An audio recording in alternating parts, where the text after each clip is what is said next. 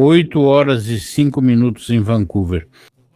Continuamos nosso café da manhã de hoje na Rádio Vera, na frequência 96,1, frequência modulada em Vancouver, em Toronto, em Calgary, e se junta a nós nosso convidado da manhã de hoje, o ativista social e político, empresário Denis Ielizevich.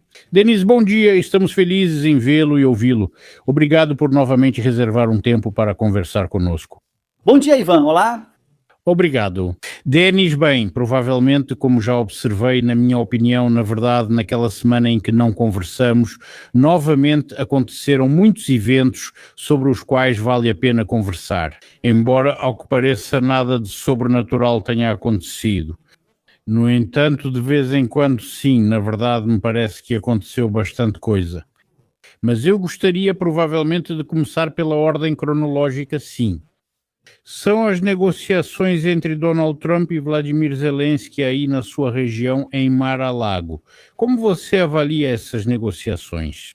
E incluindo aquela ligação telefónica entre Donald Trump e Vladimir Putin?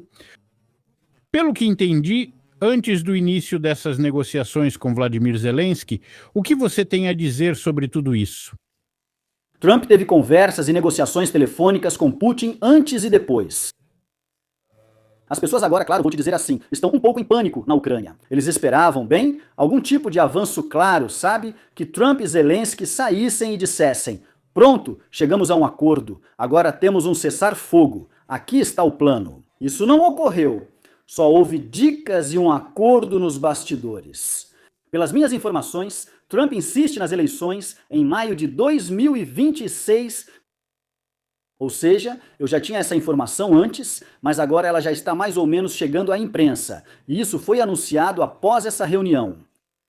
Eu também sei com que intenção Zelensky foi para lá, ou seja, ele foi com o objetivo de atrapalhar as negociações, sabotar tudo e adiar ao máximo. Zelensky tenta enganar Trump até as eleições intermediárias nos Estados Unidos da América, esperando que os republicanos percam. De novo, deem dinheiro e armas, vamos lutar, mas não está claro com quem ou o quê. Sei também que Zelensky não tem estratégia longa ou real. Ou seja, lutar por 5, 10 anos ou fazer eleições amanhã. Ele só tem uma abordagem situacional. Hoje, como eu permaneço no poder, como eu escapo de todos os problemas. É assim que vamos agir. Além disso, houve, você sabe, buscas do Escritório Nacional Anticorrupção da Ucrânia nos deputados do partido de Zelensky, literalmente um dia antes de Mar-a-Lago. Os processos criminais estão em andamento agora e na próxima semana devem publicar os detalhes. Ou seja, bem, não sou só eu, muitos já falaram abertamente sobre isso. Deputados da Rada Suprema recebem salários extras em dinheiro vivo. Os comuns ganham $5.000 por mês, enquanto os mais obedientes, que votam conforme instruções em projetos polêmicos, recebem de $10 a $30.000 mensais. Aliás, falando sobre o Escritório Nacional Anticorrupção da Ucrânia, ontem eu assisti àquela entrevista com o senhor Mindich, não sei se você conseguiu ver. Sim, sim. Bem interessante. Bem, digamos, vamos voltar a isso um pouco mais tarde para não misturarmos tudo agora. Novamente, já que começamos com a cronologia, sim. Na véspera dessas negociações, o número 95% foi mencionado de forma muito clara, sim, de que praticamente tudo já estava acordado, só faltava colocar algum ponto final. 95%, exceto pelas questões territoriais. Quando começam a falar, exceto pelas questões territoriais, os Estados Unidos e a Ucrânia já tinham chegado a um acordo. Sim, mas todos entendem que hoje tudo, de uma forma ou de outra, gostemos ou não, tudo depende do Putin, da Rússia. Pois é, porque bem, todos entendem perfeitamente. Então, na sua opinião, para que serve tudo isso? Na minha opinião, até mesmo uma pessoa que, digamos, não está muito envolvida, que não se aprofunda nessas questões, e mesmo assim me parece que ele entende que sem as questões territoriais, sim, na verdade não faz sentido em todas essas conversas, negociações, em 95% dos casos tudo já está decidido, simplesmente não existe sentido. Como o Putin disser, assim será. Bem, não é bem assim, porque o Zelensky também influencia muita coisa. Se não fosse assim, a situação não seria como é hoje. Aham.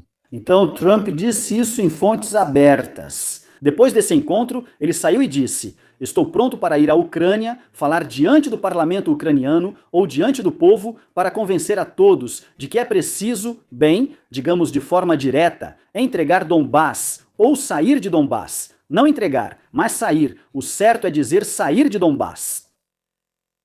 Você se lembra das conversas sobre o referendo? Hoje já foi oficialmente anunciado que está em andamento o trabalho sobre o sistema eletrônico de referendo.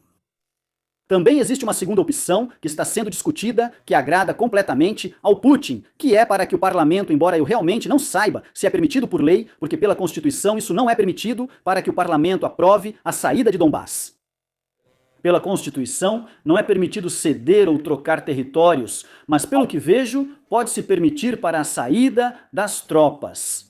Ainda não conversei detalhadamente com advogados sobre esse assunto, e o parlamento toma essa decisão. Agora vamos acrescentar aqui o que acabamos de dizer sobre as buscas nos deputados, para entendimento. Sei que quem não conhece os bastidores acha difícil entender. Zelensky tem maioria absoluta no parlamento, mas quando seus deputados são investigados pela Agência Anticorrupção da Ucrânia, essa maioria começa a ruir. Há deputados tão comprometidos que precisam obedecer os Estados Unidos para não serem presos. Então o parlamento votará como for preciso para acabar com a guerra.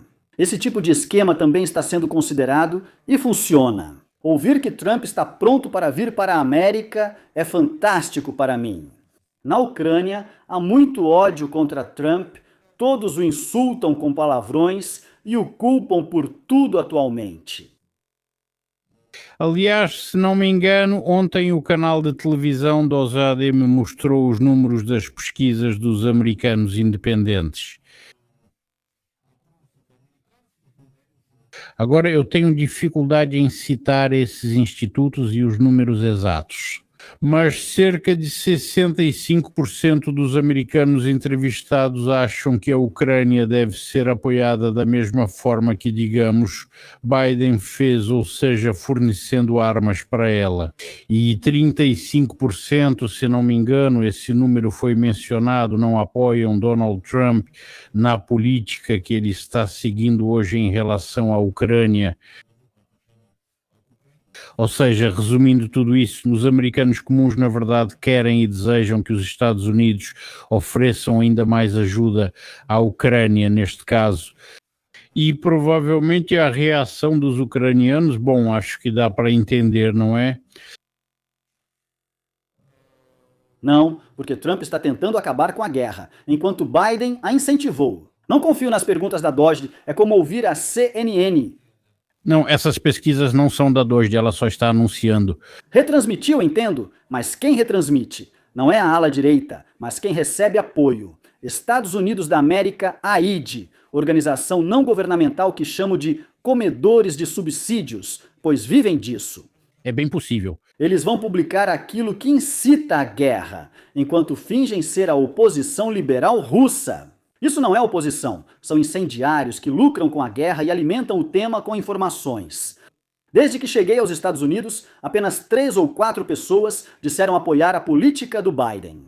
Isso depende muito do estado. Eu estou no estado republicano da Flórida. Na Califórnia, talvez 50% realmente apoiem isso, mas, no geral, pelo que eu converso lá, na medida do possível, a maioria absoluta é contra isso. Biden não ajudou a Ucrânia. Biden ajudou a incitar a guerra e agora dar dinheiro e armas para a Ucrânia, para Zelensky, é incitar a guerra.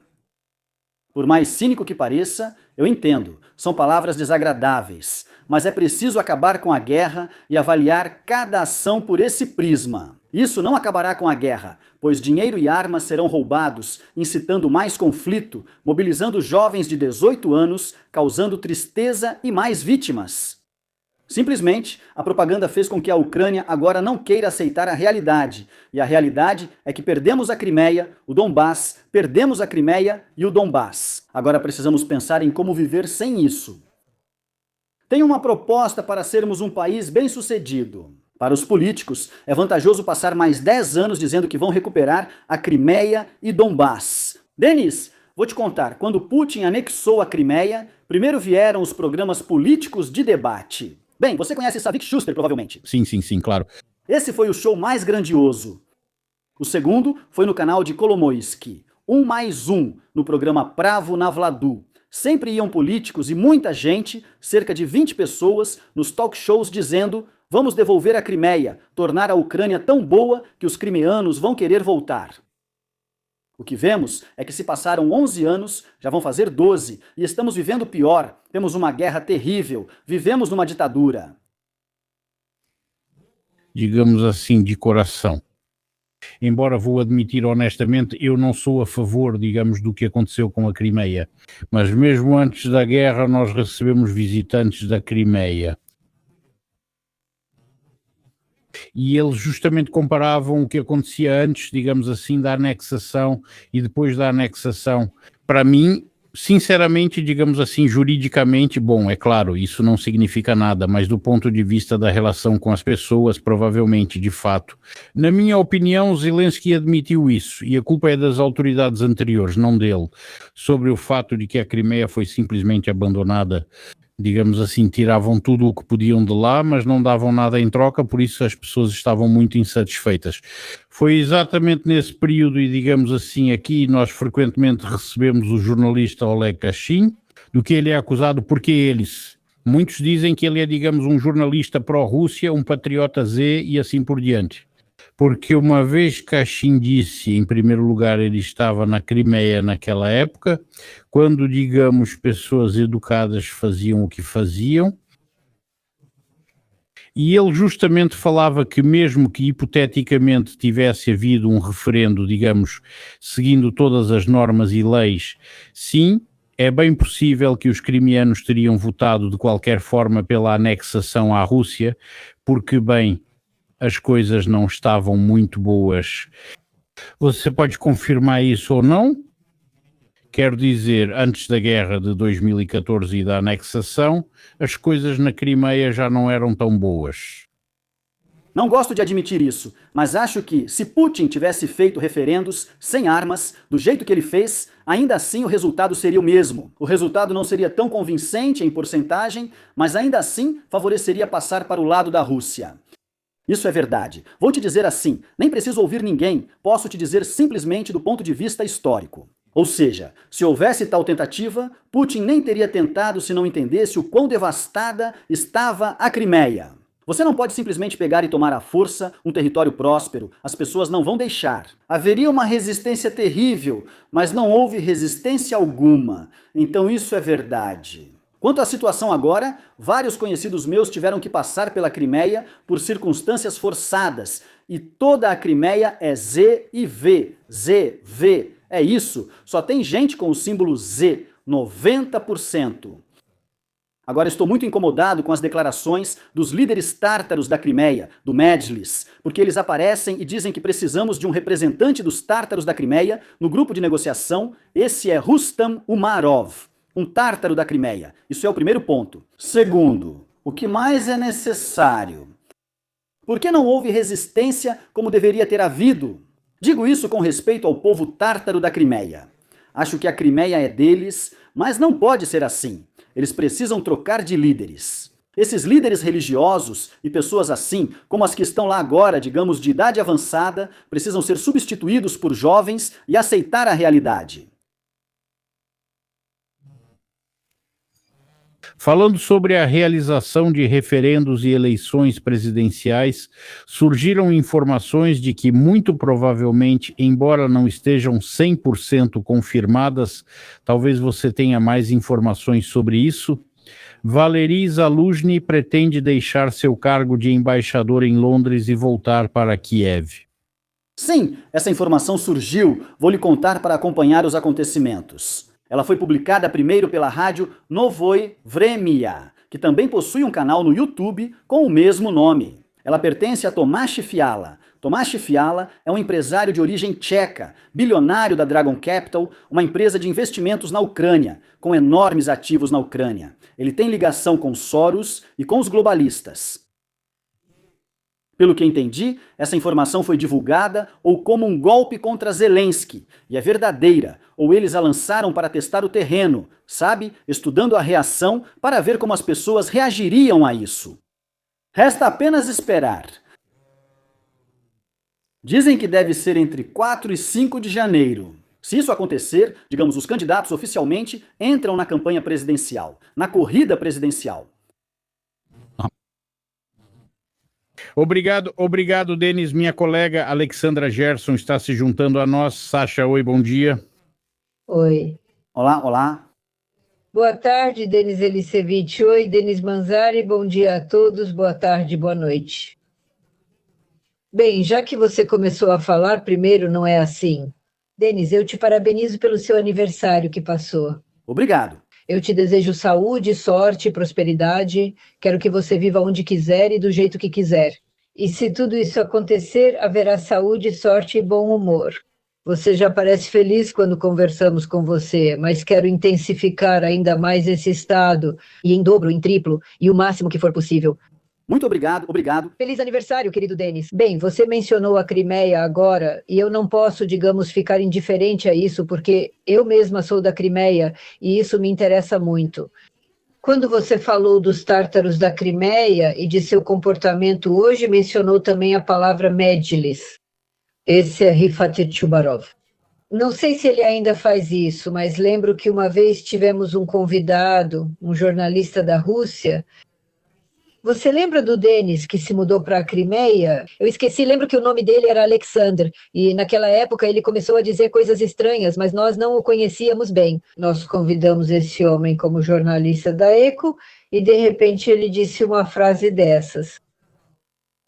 Se fosse o Stalin, os tártaros da Crimeia deveriam agradecer ao Stalin por ele apenas tê-los deportado e não ter atirado neles. Foi absolutamente horrível e eu fiquei chocada com esse comentário e tentei acalmá-lo de alguma forma. Não consegui fazer isso direito e literalmente algum tempo depois recebi uma carta e Rifat Chubarov estava envolvido nisso. E tanto os que lideram o Medjlis quanto os tártaros da Crimeia no Canadá escreveram que estavam incrivelmente indignados com isso. O que aconteceu? Eles exigem que essa pessoa nunca mais esteja presente e que nunca mais a convidemos. Mas essa situação, Denis, eu me lembro muito bem. Por isso, quando começa essa história de a Crimeia é nossa, você disse hoje, e foi a primeira vez que eu vi isso, e acho que você está absolutamente certo, você disse que se fosse uma região próspera, desenvolvida, tudo seria diferente. Lá era uma bagunça total naquela época, né? Especialmente antes dos anos 90, pois em 90 eu já tinha ido embora. Eu não sei como era lá. Depois foi a mesma coisa, talvez até pior, eu te garanto, mas isso já foi publicado. Pois é, e você disse que se isso tivesse acontecido naquela época, nessas eleições ou em outra, o resultado teria sido o mesmo, né? Quero dizer que a Crimeia apoiaria a Rússia, mas não com maioria tão grande como ocorreu sob pressão armada. Pois é, eu acho isso porque hoje quem mora na Crimeia, eu conheço muitos, inclusive aqueles que estudaram comigo na escola, eu não posso dizer que eles estão muito chateados por hoje ser Rússia e não Ucrânia. Falo apenas das pessoas que moram lá e com quem conversei. Podem ser 3, 4 ou 5 pessoas, não 100 ou 1000. Entendo, não pretendo tirar conclusões sérias com base neles, mas mesmo assim... Olha, eu quero te perguntar uma coisa. Denis te fez uma pergunta sobre os 95%, né? Eu também, quando estava me preparando para esse programa, para conversar com você, recebi uma pergunta. Uma das perguntas era assim: existe um plano de paz pronto em 90% ou 95%? Por que os ucranianos ainda não veem os 5% ou 10% restantes? Eles são os mais dolorosos. Ou por quê? E não vão mostrar. E não vão mostrar? Porque isso zera a popularidade política do Zelensky. O estilo do Zelensky é aparentar tranquilidade mesmo em situações difíceis. Ou seja, pegar algo ruim, embrulhar em um papel bonito e tentar vender isso para abrir a população ingênua. Me diga, essas conversas sobre garantias de segurança não estão se transformando em outra coisa? Porque era sobre isso que Vladimir Zelensky falava principalmente, para justificar uma guerra interminável sem prazos definidos? Não, talvez parcialmente, mas a questão das garantias de segurança era mais interessante. Trump apareceu e disse: estamos prontos para dar à Ucrânia garantias concretas por 15 anos. Ouvi isso e fiquei maravilhado. Eu entendo, Putin não estará mais no poder em 5 anos. Quero dizer, ele ainda estará vivo, mas aos 90 anos, com certeza não será mais presidente da Rússia. E ainda é uma dúvida se ele estará fisicamente vivo. E aí aparece Zelensky e diz que precisamos de 30, 40, 50. Às vezes dizem, é como se ele dissesse, queremos 16, 15, não serve. Isso é pura política. Tudo bem. Então me responda. Por que Vladimir Zelensky fala sobre referendo nos territórios, mas ao mesmo tempo diz que não haverá concessões? Então me diga, isso não soa como conceitos mutuamente exclusivos ou eu estou entendendo errado? Isso só parece assim. O que ele quer dizer é, eu não vou ceder em nada para vocês, mas agora vou transferir a responsabilidade por tudo isso para o povo ou para o parlamento, e eles que aprovem o que quiserem, eu não tenho culpa nisso. Pessoal, eu passei 4 anos pedindo armas, dinheiro, não dormi, fiz tudo por vocês, não fugi, votem em mim. Então, aqui vai uma pergunta para você. Não parece que as negociações estão sendo usadas mais para manter o poder do que para alcançar uma paz real? Para Zelensky, sem dúvida, é exatamente isso. Se os Estados Unidos reduziram a ajuda dezenas de vezes, isso não significa que a confiança do Ocidente na estratégia de Vladimir Zelensky está, de certa forma, diminuindo? Não podemos usar o Ocidente para se referir a um só país, pois hoje é muito diverso e não há um Ocidente coletivo, como afirma Putin. Os Estados Unidos já deixaram de ajudar há tempos, destinando apenas cerca de 700 milhões de dólares anuais por um programa antigo. Isso não é nada, não significa nada, dura só 3 dias. Trump não pretende dar nenhuma ajuda ao Zelensky. Armas, por enquanto, a OTAN vende um pouco, porque Zelensky aparece e diz que acabaram os mísseis para certas defesas antiaéreas.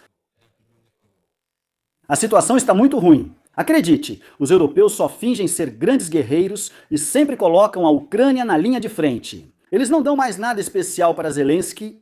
Ele foi ao Canadá, onde o primeiro-ministro deu um cheque de 2 bilhões de dólares para Zelensky. Pelo que vejo, acho que o Canadá tem muitos problemas, e dava para pegar um problema sério e resolver ele com esses 2 bilhões. Ele faz um cheque de 2 bilhões para o Zelensky. Nem pago impostos no Canadá, mas isso me impressiona. 2,5 bilhões para ser mais exato. Eu ainda acrescento que o principal problema do Canadá é justamente essa pessoa que faz um cheque de 2,5 bilhões para a Ucrânia ou para outro país. Esse é nosso principal problema interno hoje. Porque qualquer apelo por negociações dentro da Ucrânia é imediatamente rotulado como trabalho para o Kremlin. Sim, nós discutimos isso programa após programa. É assim que a propaganda funciona. Tudo é construído da maneira mais primitiva possível. Você não pode hoje apresentar algo construtivo, um ponto de vista alternativo, sem ser marginalizado. Entendo, mas veja, a pergunta é, a Rússia não começou a guerra? Por que as críticas estão cada vez mais direcionadas apenas a Kiev? Essa é uma pergunta da plateia? Uma pergunta dos espectadores? Sim, essa é uma pergunta da plateia. Vou falar por mim, porque sou cidadão da Ucrânia, e Zelensky é o presidente do meu país. Graças à mídia, tenho certa influência sobre ele e a situação. Hoje, infelizmente, os cidadãos da Ucrânia só têm esse tipo de influência. Eu não sou cidadão da Rússia. Putin, para mim, há muito tempo está definido como inimigo. E eu não espero do inimigo nenhum gesto de boa vontade, nenhum gesto nobre. Para mim, está claro que essa pessoa sempre agirá contra a Ucrânia. E passar o dia todo xingando o Putin não o enfraquecerá. Não sou propagandista. Posso influenciar Zelensky e a situação, mas não Putin nem suas decisões. Denise, se a Ucrânia concordar com concessões territoriais agora, o que impediria uma nova guerra daqui a 3 ou 5 anos?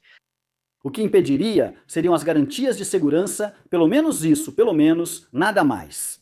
Eu já disse isso aqui no seu programa, e digo em todos os programas. Na verdade, as pessoas não devem acreditar. Não existem garantias. Se alguém quiser, vai violá-las, e a história já mostrou isso. Só o sucesso da Ucrânia é garantido, repito sempre isso. Certo, me diga, por favor, o Zelensky tem alguma alternativa além de negociações a partir de uma posição de fraqueza? Ou existe alguma outra?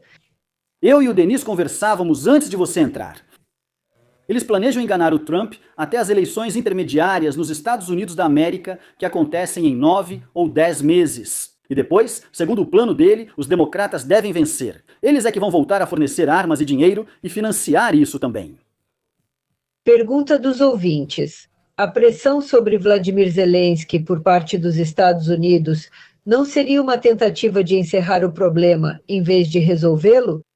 Não, essas são pessoas que infelizmente não querem entender a situação. Elas acreditaram nessas mídias. Ontem, Zelensky deu entrevista à Fox News, sorrindo e tentando mostrar o velho Zelensky bom, gentil, gente como a gente. Mas ele é muito mau. Mesmo assim, as pessoas continuam acreditando nisso e não entendem. A Ucrânia não pode vencer militarmente nem derrotar Putin, mesmo querendo, e seguir com a guerra. O tempo joga contra a Ucrânia, contra a situação demográfica na Ucrânia, contra o país, contra a fé nesse país, nas pessoas, nesse país. É isso. Pergunte ao Denis. Se Zelensky sair, quem exatamente poderá conduzir as negociações melhor e em condições mais vantajosas? Diga o nome. O novo presidente da Ucrânia, eu não sei quem será. Será que não estamos repetindo o cenário em que a paz a qualquer custo depois se transforma em ainda mais vítimas? Estamos repetindo? Então sugira outra opção. Qual seria a segunda? Se sabe como vencer a Rússia? Que diga! Pergunte ao Denis se ele prefere congelar a guerra agora ou continuar buscando melhores condições. Não sou a favor de continuar ou congelar. Defendo uma solução radical, mesmo que envolva reescrever o mapa político da Ucrânia. Falamos novamente com Denis. Basta de dizer que vamos recuperar algo. As coisas são como aconteceram. Devemos pensar em como viver agora e construir uma Ucrânia bem-sucedida com o que sobrou, já que o resto foi perdido por nossos políticos. Diga, Denis, que tipo de compromisso você considera aceitável e qual seria a traição? Onde está o seu limite pessoal? Não posso responder a isso. Não sou autoridade. Qual o sentido? Não assumo a responsabilidade pelo que Zelensky e Poroshenko fizeram. Não perdi ou traí nada da Ucrânia. Isso foi feito por eles e seus aliados. Não vou aceitar essa negatividade nem dizer o que vou ou não entregar. Eu estou pronto para aceitar que a Crimeia e o Donbass nunca mais serão ucranianos. Eu já aceitei isso há muito tempo, assim que nós os perdemos, porque eu entendia muito bem quem governa a Ucrânia, tanto naquela época quanto agora. Afinal, essas são mais duas perguntas que meio que te criticam, mas você me disse da última vez que eu posso fazer esse tipo de pergunta. Denis, você critica Zelensky, mas quem seria um líder melhor atualmente? Você já disse que respondeu a essa pergunta. Se quiser eu pulo ela, vamos para a próxima então, Denis, tudo bem? Não, tudo bem, vamos lá. Ou vai você, se quiser? Não. Bem, essa é uma abordagem de perdedor. E Zelensky, o que tem de especial? Ele é uma pessoa que fracassou completamente na política externa e nem sequer se envolveu com a política interna. Sobre o que falamos? Entre 35 a 40 milhões de ucranianos no mundo, ele é alguém tão incrível? Ou ninguém vê o que ocorre no país nesses 4 anos? E não exibir o vídeo do Centro Territorial de Recrutamento, nem o da policial que atropelou uma criança na faixa em Priluk e foi liberada após pagar fiança de $5.000. Não entendo ou mostro um deputado do partido do Zelensky que não esteja envolvido em corrupção, assim como seus amigos. Na sua opinião, Denis, existe o risco de que criticar o governo durante a guerra beneficie Moscou ou esse argumento é manipulativo? Essa é simplesmente uma abordagem de perdedor. Se não criticarmos, ninguém saberia sobre Mindit ou os deputados. Que tipo de país seria esse? Por que em Israel, contra Netanyahu, a esquerda faz protestos com 100 mil pessoas, criticam com faixas e cartazes e nada acontece? Nem serviços secretos, Netanyahu ou polícia reagem. No fim, o país segue funcionando, pensando no futuro e prosperando. Existe a palavra democracia, ou ela existe ou não existe.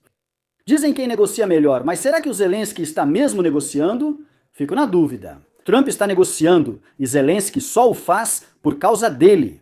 Se fosse Biden ou Kamala, Zelensky teria negociado nesses 4 anos? Não, então onde está o sucesso das negociações dele? Eu realmente não consigo entender. Pois é, mas se, Denis, por acaso, Deus me livre, daqui a 1 ano a Ucrânia estiver em condições ainda piores, quem deve assumir a responsabilidade política por isso? O Zelensky, os Estados Unidos ou todos ao mesmo tempo? Não, quem governa a Ucrânia, nem os Estados Unidos, nem o Boris Johnson, que veio e o convenceu a continuar a guerra depois de Istambul, isso tudo é indireto, e nem mesmo o Biden, nem os democratas, quem governa a Ucrânia é quem toma as decisões. Obrigado, Denis. Quero lembrar mais uma vez aos nossos, antes de tudo, ouvintes de rádio que está conosco em linha, o ativista social e político, o empresário Denis Eliseevich. O telefone do nosso estúdio ao vivo é 778-716-7067. Vejo que neste momento mais de 2.100 pessoas estão nos assistindo, o que é agradável. Então, amigos, continuem, juntem-se a nós, não se esqueçam de curtir e compartilhar este vídeo. Denis, eu queria continuar na ordem cronológica com o que começamos essas negociações em Mar-a-Lago, e aqui estão as notícias de hoje sobre o suposto bombardeio, ou melhor dizendo, tentativa de ataque à residência de Vladimir Putin em Valdai.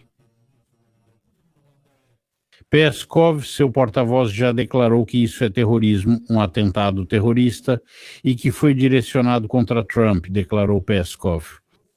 E o ministro das Relações Exteriores, Lavrov, falou mais ou menos na mesma linha, mas lá também foi mencionada a resposta da Rússia. E isso é exatamente sobre o que falamos, se não me engano, no programa anterior, também discutindo por que, na verdade, não estamos vendo isso. Não são realizados ataques contra os comandantes supremos, tanto da Rússia quanto da Ucrânia. Sim, existe algum tipo de acordo. Pelo visto, realmente era assim, não sei até que ponto. Isso indignou muito, pelo menos, a Rússia e, aliás, também indignou Trump. Ele disse que declarou junto com Netanyahu, eles estavam lá, e ele afirmou que isso o deixou muito irritado.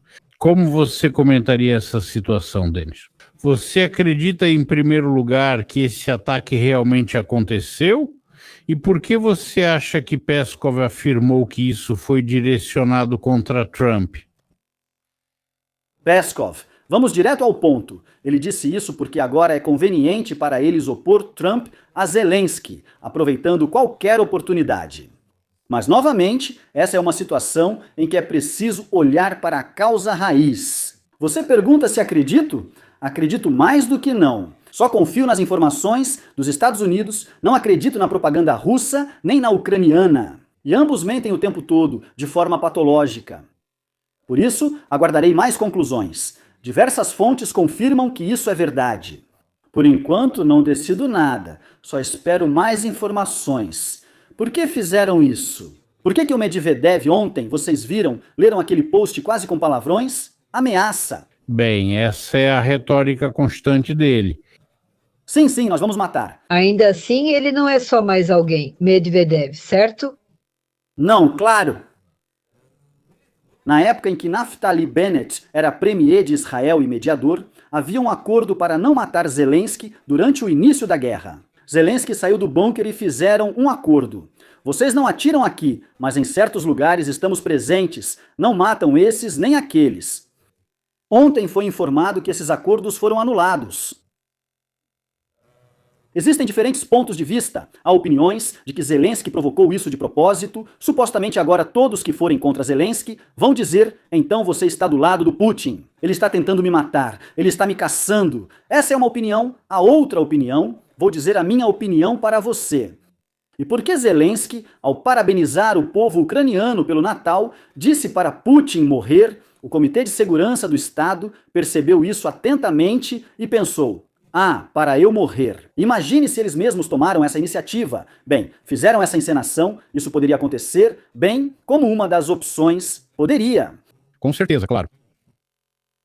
Mas, Denise, explique mais. Nesse caso, você está se referindo a essa declaração do Zelensky, mas a primeira declaração, na sua opinião, para que foi feita?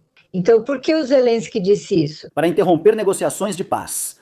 Nós sabemos muito bem como Israel conduziu negociações de paz, muitas vezes em sua história. Outras negociações de paz, bem, lembre-se, negociações de paz. Você pode ler sobre a União das Repúblicas Socialistas Soviéticas e a Finlândia. Imagine um momento crucial das negociações e, de repente, alguém sai e ofende outro publicamente. Bem, isso é impossível na história mundial. Por que fazer isso? Essa pessoa está interessada na paz? Claro que não. Como age o Comitê de Segurança do Estado? Se você pegar qualquer uma dessas declarações do Zelensky, eles sempre tomam alguma atitude em resposta, ou seja, eles não deixam passar nada. Ele sabe disso e declara publicamente. Me parece que eu não estou dizendo para o Putin aparecer, tipo, vamos desejar saúde ao Putin, que está nos bombardeando. É melhor simplesmente não dizer nada, se você realmente está interessado na paz.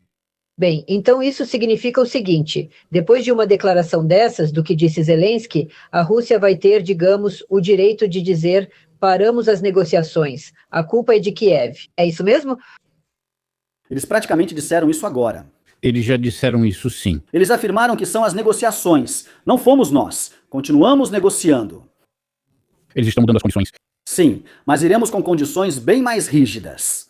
Podemos acreditar que isso é uma encenação, que foi Zelensky quem fez isso. Zelensky poderia ter feito isso porque ele está em uma situação sem saída. Ele já está em Mar-a-Lago e pronto, meu velho. Ou a gente faz um acordo ou não faz. Eu só queria esclarecer uma coisa, Denis, que essa declaração veio não depois que Zelensky disse que ele deveria morrer, mas sim depois do suposto ataque de hoje.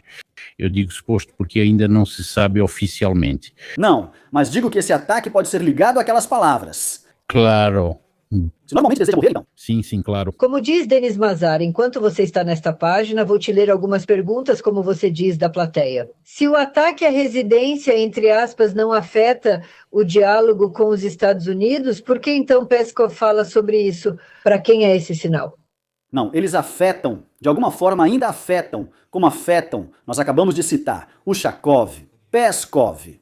É isso, estamos mais duros. E as primeiras palavras de Putin, agora vamos falar que Zelensky não vai querer assinar, agora vamos lá, vamos pegar as forças. Bem, agora toda a propaganda, todos os canais de propaganda estão uivando e reclamando, gemendo sobre o ataque nuclear, tipo, vamos fazer, por que não? Ou seja, esse ataque, quero dizer, de Oreshnik a Kiev, sim, isso é o mínimo do que os propagandistas na Rússia estão falando agora. Quero dizer, como Solovyov e outros. Sabe, isso me incomoda, e sob influência desse Solovyov e outros, a sociedade russa está em êxtase. E se usarmos uma bomba nuclear contra a Ucrânia? Vamos lá. Mas por quê? Só uma pergunta. Por quê e para quê? Denis, podemos considerar essas declarações do Kremlin não como negociações, mas como pressão e intimidação contra a Ucrânia e o Ocidente?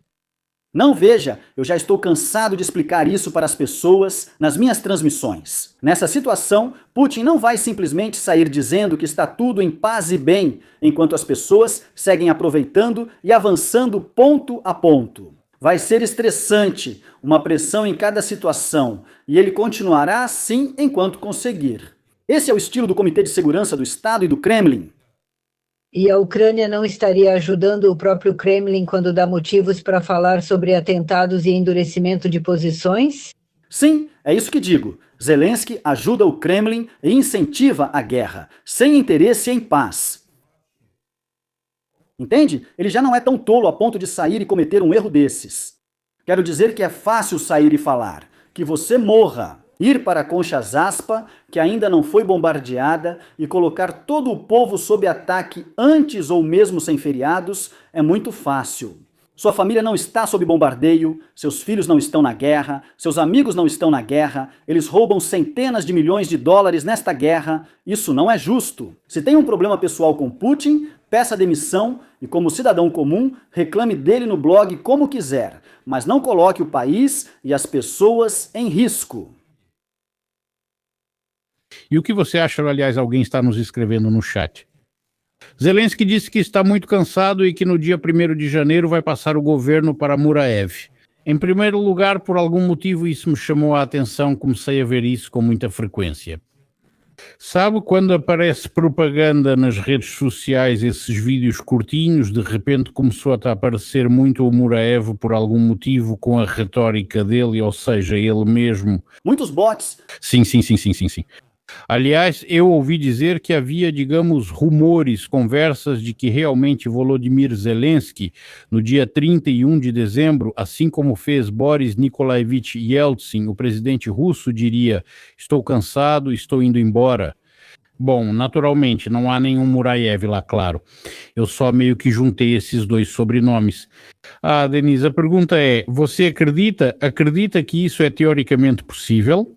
Quero dizer, que o Zelensky diga: pronto, estou saindo, porque parece que hoje o Zelensky está atrapalhando todo mundo. Não, ele nunca diria isso. Ele se agarra ao poder com os dentes como um pitbull e não pretende largar nem 1 milímetro desse poder. Eu afirmo isso para você com total responsabilidade. E quanto a atrapalhar, eu digo, e o Trump também, bom, ele é constantemente afetado. Hoje mesmo, essas declarações dele mostram que ele está extremamente indignado. Como ele disse, e você sabe quem me falou hoje sobre os ataques à residência de Putin, hoje Vladimir Putin me contou isso por telefone, ou seja, ele acreditou no que Putin disse. Pode parecer assim, talvez ele tenha mais informações, não sabemos de muita coisa, talvez a inteligência saiba, mas realmente não temos conhecimento disso. Mesmo assim, do lado de fora parece assim. O que você acha não seria mais fácil? Eu repito mais uma vez, de forma alguma talvez eu nem gostaria disso, mas o que está acontecendo hoje com Zelensky e por parte do Escritório Nacional Anticorrupção da Ucrânia e também essas novas coisas, já que hoje já o mencionamos. Ah, então, sobre as novas revelações, sim. No final das contas, em breve vai chegar até Zelensky e ele simplesmente será removido. Porque, mais uma vez digo, pela situação que está se formando, parece que ele está sobrando, que se tirarem ele agora, pronto, tudo se resolve, fazemos a paz, o território, que se dane ele, vamos entregar tudo agora e tudo vai acabar. O Bureau Federal de Investigação trabalha para cercar Zelensky. Trump tem recursos para tirá-lo em 1 semana, mas não faz isso por 2 motivos. Isso pode desestabilizar ainda mais a Ucrânia, favorecendo Putin. Além disso, Trump tem as eleições intermediárias e precisa atuar politicamente. Evitar irritar os democratas e não dar motivos para dizerem Trump entregou a Ucrânia e desestabilizou o país. Por isso, decidiram este ano retirar gradualmente o poder de Zelensky e continuam tendo sucesso. Não falta muito, é questão de tempo. Em 2026 haverá eleições. Denise, escute, quando as pessoas ficam sem argumentos, elas começam a insultar ou a dizer coisas desagradáveis. E você uma vez me disse que, se vocês tiverem algumas perguntas, aquelas que escrevem, mas claramente não tem nada a ver, não são pertinentes ao assunto. Mas mesmo assim, você disse isso no nosso programa, eu não me lembro disso. Mas então, o autor pergunta, você tem passaporte israelense, sim ou não? Sim, não vou responder perguntas pessoais sobre família, passaporte ou documentos, nem contar nada para ninguém. Eu tenho passaporte ucraniano. Bem, como cidadã de Israel, você não deve ficar parada nos Estados Unidos da América, deve defender o país de Israel. Eu realmente não entendo em que contexto está essa pergunta e nem como devo reagir a ela. Olha, a pessoa inventou que eu tenho o passaporte de alguém, foi ao ar e decidiu falar. Que fique aí pensando. Por favor, diga, você já me fez essa pergunta 3 vezes e insiste que tenho medo de perguntar ao Denis Eliseievich. Eu perguntei, Denis respondeu. Espero que esteja satisfeito.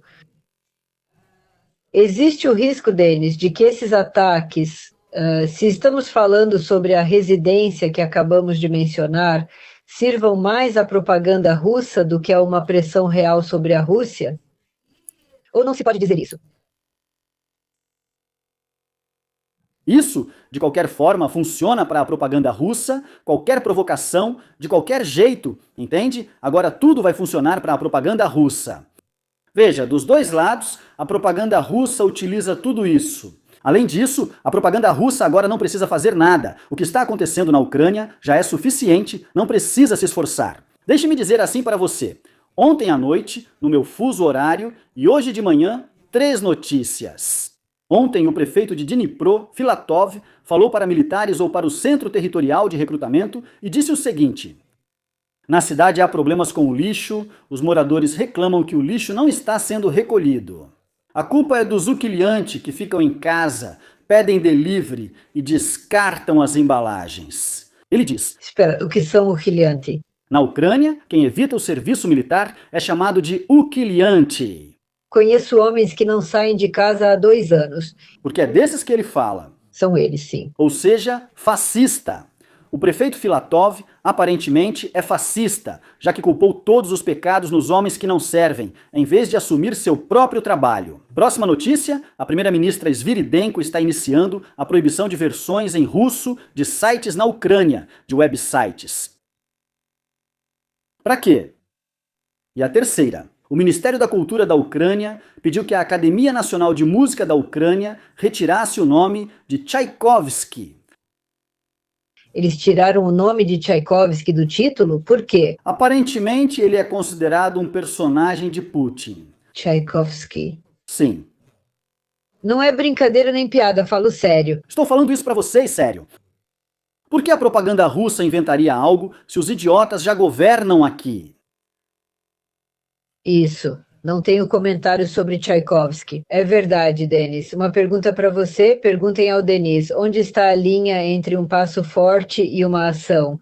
Após isso, Moscou declara: pronto, não vamos mais negociar. Não vai acontecer isso. Não haverá nenhum movimento desse tipo.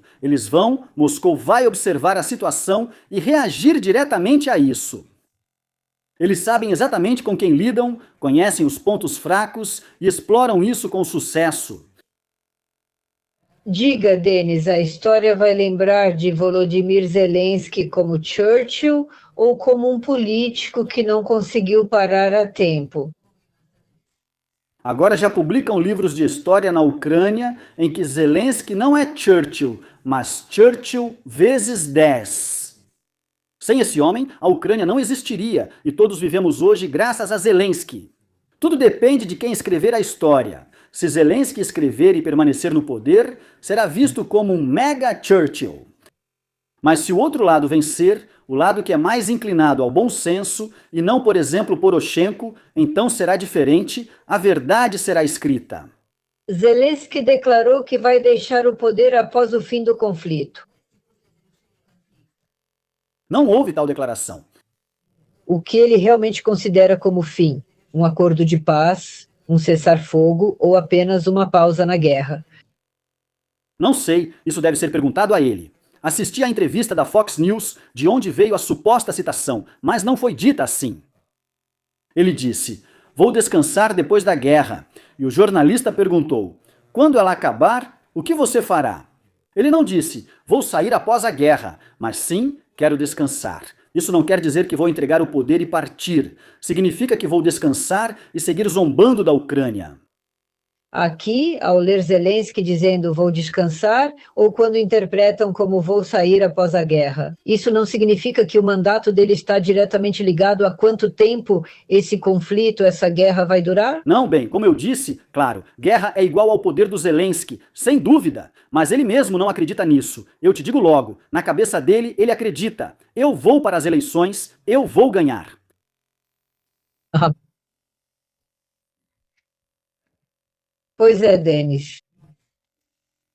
Obrigado, Denis. Eu gostaria um pouquinho. Novamente, hoje já tocamos nesse assunto, é sobre a denúncia do Escritório Nacional Anticorrupção da Ucrânia. E então, como já falei, assisti à entrevista com o Sr. Mindich, o jornalista Tekash. Bem, digamos, provavelmente a própria entrevista no geral não vale muita coisa. Sim, porque por uma hora um fazia perguntas e depois o outro tentava escapar delas assim. Mas mesmo assim eu gostei, simplesmente maravilhoso, profissionais de verdade. Tanto o jornalista, na minha opinião, quanto o próprio Sr. Mindich, embora ele diga que nunca deu entrevista. Parece que ele faz isso todo dia e ele é tão habilidoso em toda essa esquiva que só posso dizer, bravo. Não tenho outras palavras. Eu realmente assisti e fiquei impressionado com o quão habilidoso e profissional o Sr. Mindich desviava de todas essas perguntas e assim por diante. Eu queria perguntar um pouco sobre outra coisa. Há apenas alguns dias conversamos em nosso programa com o jornalista Alexei Venediktov, que já foi chefe da Eco de Moscou, ex-editor-chefe da Eco de Moscou, a maior estação de rádio sociopolítica da Rússia. E perguntamos a ele sobre isso, sobre esse encontro. Essa informação tinha acabado de aparecer de que supostamente encontraram por acaso o Sr. Mindich na praia, ao que Alexei Venediktov disse que nada acontece por acaso, eles não poderiam ter se encontrado por acaso. Então ele supõe que muito provavelmente houve mesmo um acordo. Na sua opinião, tudo isso que vimos é mesmo verdade? Ele o procurou por 2 dias e meio em todo Israel sem sucesso. Tudo isso é meio que uma encenação. Na verdade, só precisavam mostrar em algum lugar que, bem, ele realmente não está se escondendo de ninguém. O Sr. Mindich parece que está respondendo às nossas perguntas e ali não é só o Mindich, tem mais 2 personagens que eu realmente não conheço. Mas eu acho que os ucranianos os conhecem, acho que é Zuckerberg, né? Zuckerman, o irmão do Zuckerman, sim, esse aí, que também parece estar envolvido nessas coisas. O que você tem a dizer sobre toda essa história? O que vou responder agora será interessante para seu público, pois o meu já sabe disso. Sim, claro. Israel é do tamanho da região de Kiev. Lá não é necessário rastrear ninguém, especialmente nossos corruptos, que são facilmente reconhecíveis. É um país seguro. Apesar do caso escandaloso do segurança quase agredindo uma pessoa de língua russa, não há necessidade de preocupação. Mas isso realmente não acontece em Israel, e é impossível. Lá todo mundo se comporta de maneira decente. E passaram para ele quem mora onde, quem passeia onde, quem vai estar onde e quando.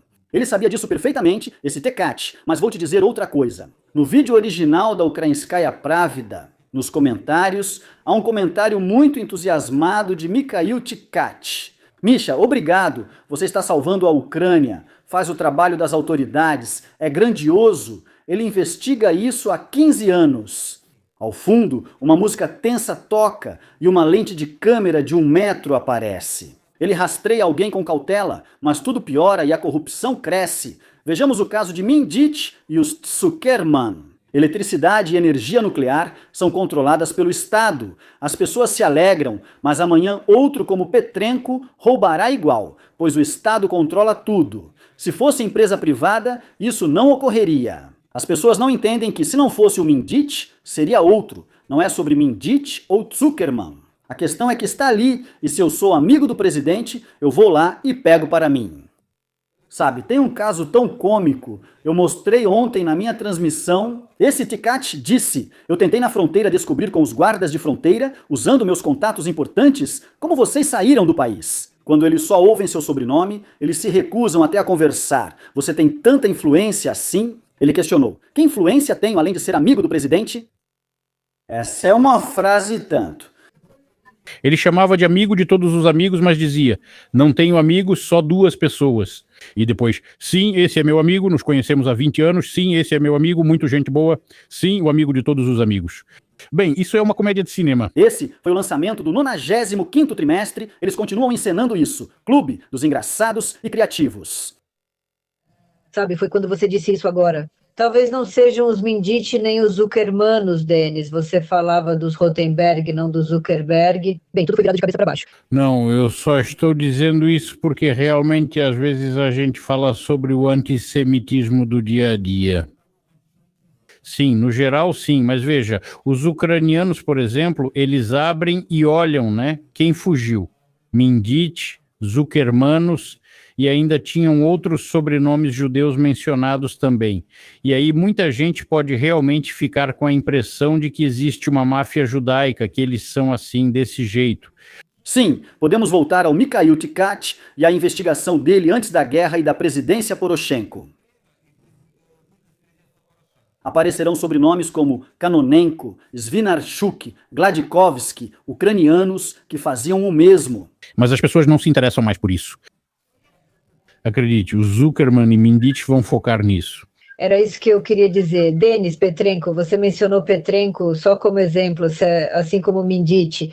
E o que Denis Zuckerman fala impressiona muito mais do que Petrenko ou Ivanenko. Na verdade, isso é tão conveniente que se torna nosso problema. Claro, aí está o culpado, claro. Peço desculpas, temos uma ligação telefónica, vamos fazer uma breve pausa. Bom dia, você está no ar, olá, qual é o seu nome? Olá a todos, bom dia, Denis. Tenho uma pergunta para você. Diga-me, e se agora fizermos eleições separadas, uma para os ucranianos que estão na Ucrânia e outra para os ucranianos que estão no exterior? Bem, a diáspora, por assim dizer. O que você acha? O resultado seria mais ou menos o mesmo, ou seria diferente, ou seria igual se fosse feito um referendo? Então, fazer ou não um acordo com a Rússia, você acha que o resultado seria o mesmo ou diferente? Obrigado, muito obrigado. Boa pergunta, aliás. Em ambos os casos, Zelensky perde. Para quem vota fora da Ucrânia, ele terá cerca de 5%. Na Ucrânia, talvez 10% entre os votantes, essa é a diferença. Sobre o referendo, acho que o resultado será quase igual. Ou seja, hoje Zelensky não tem apoio na Ucrânia. Claro que não, claro que não. Vocês entendem? Agora publicam rankings, por exemplo, Zaluzhny está em primeiro lugar, Zelensky e Budanov dividem o segundo e o terceiro.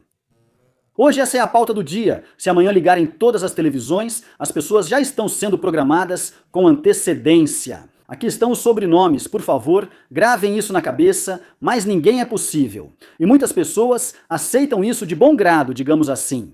Peço que não façam isso. Vocês estão sendo zumbificados pelos sobrenomes e pelo resultado. E diga, Denis, voltando à Crimeia, eu deixei passar essa pergunta. Por que as pessoas na Crimeia hoje estão chateadas? Eu não sei por quem disse que eles estão chateados ou não estão chateados. Metade da população ucraniana foi expulsa em 2014 e substituída por russos que agora moram em casas que não lhes pertencem. Bem, quanto a viverem em casas que não são deles, isso é uma questão, sabe, controversa. Quando os tártaros da Crimeia foram expulsos em 1944 e trouxeram russos e ucranianos, eles também foram colocados em casas que não eram deles. Essas pessoas moravam na Ásia Central e a situação era péssima. No final dos anos 80 e início dos 90, essas pessoas começaram a retornar à Crimeia. Os tártaros da Crimeia nunca atacaram essas casas, que foram construídas por seus avós. Essa é a costa sul da Crimeia, é Gurzuf, é Livadia, Semis, Miskoriuke. Metade de Simferopol, capital da Crimeia, ainda é repleta de construções tártaras. Alguém foi responsabilizado por isso? Foi assim mesmo? Nesse caso, quando as pessoas não conhecem a história ou simplesmente falam assim, elas tomam o desejo pela realidade. Chamo isso, Alexandra, de pessoas que vivem em um mundo ideal.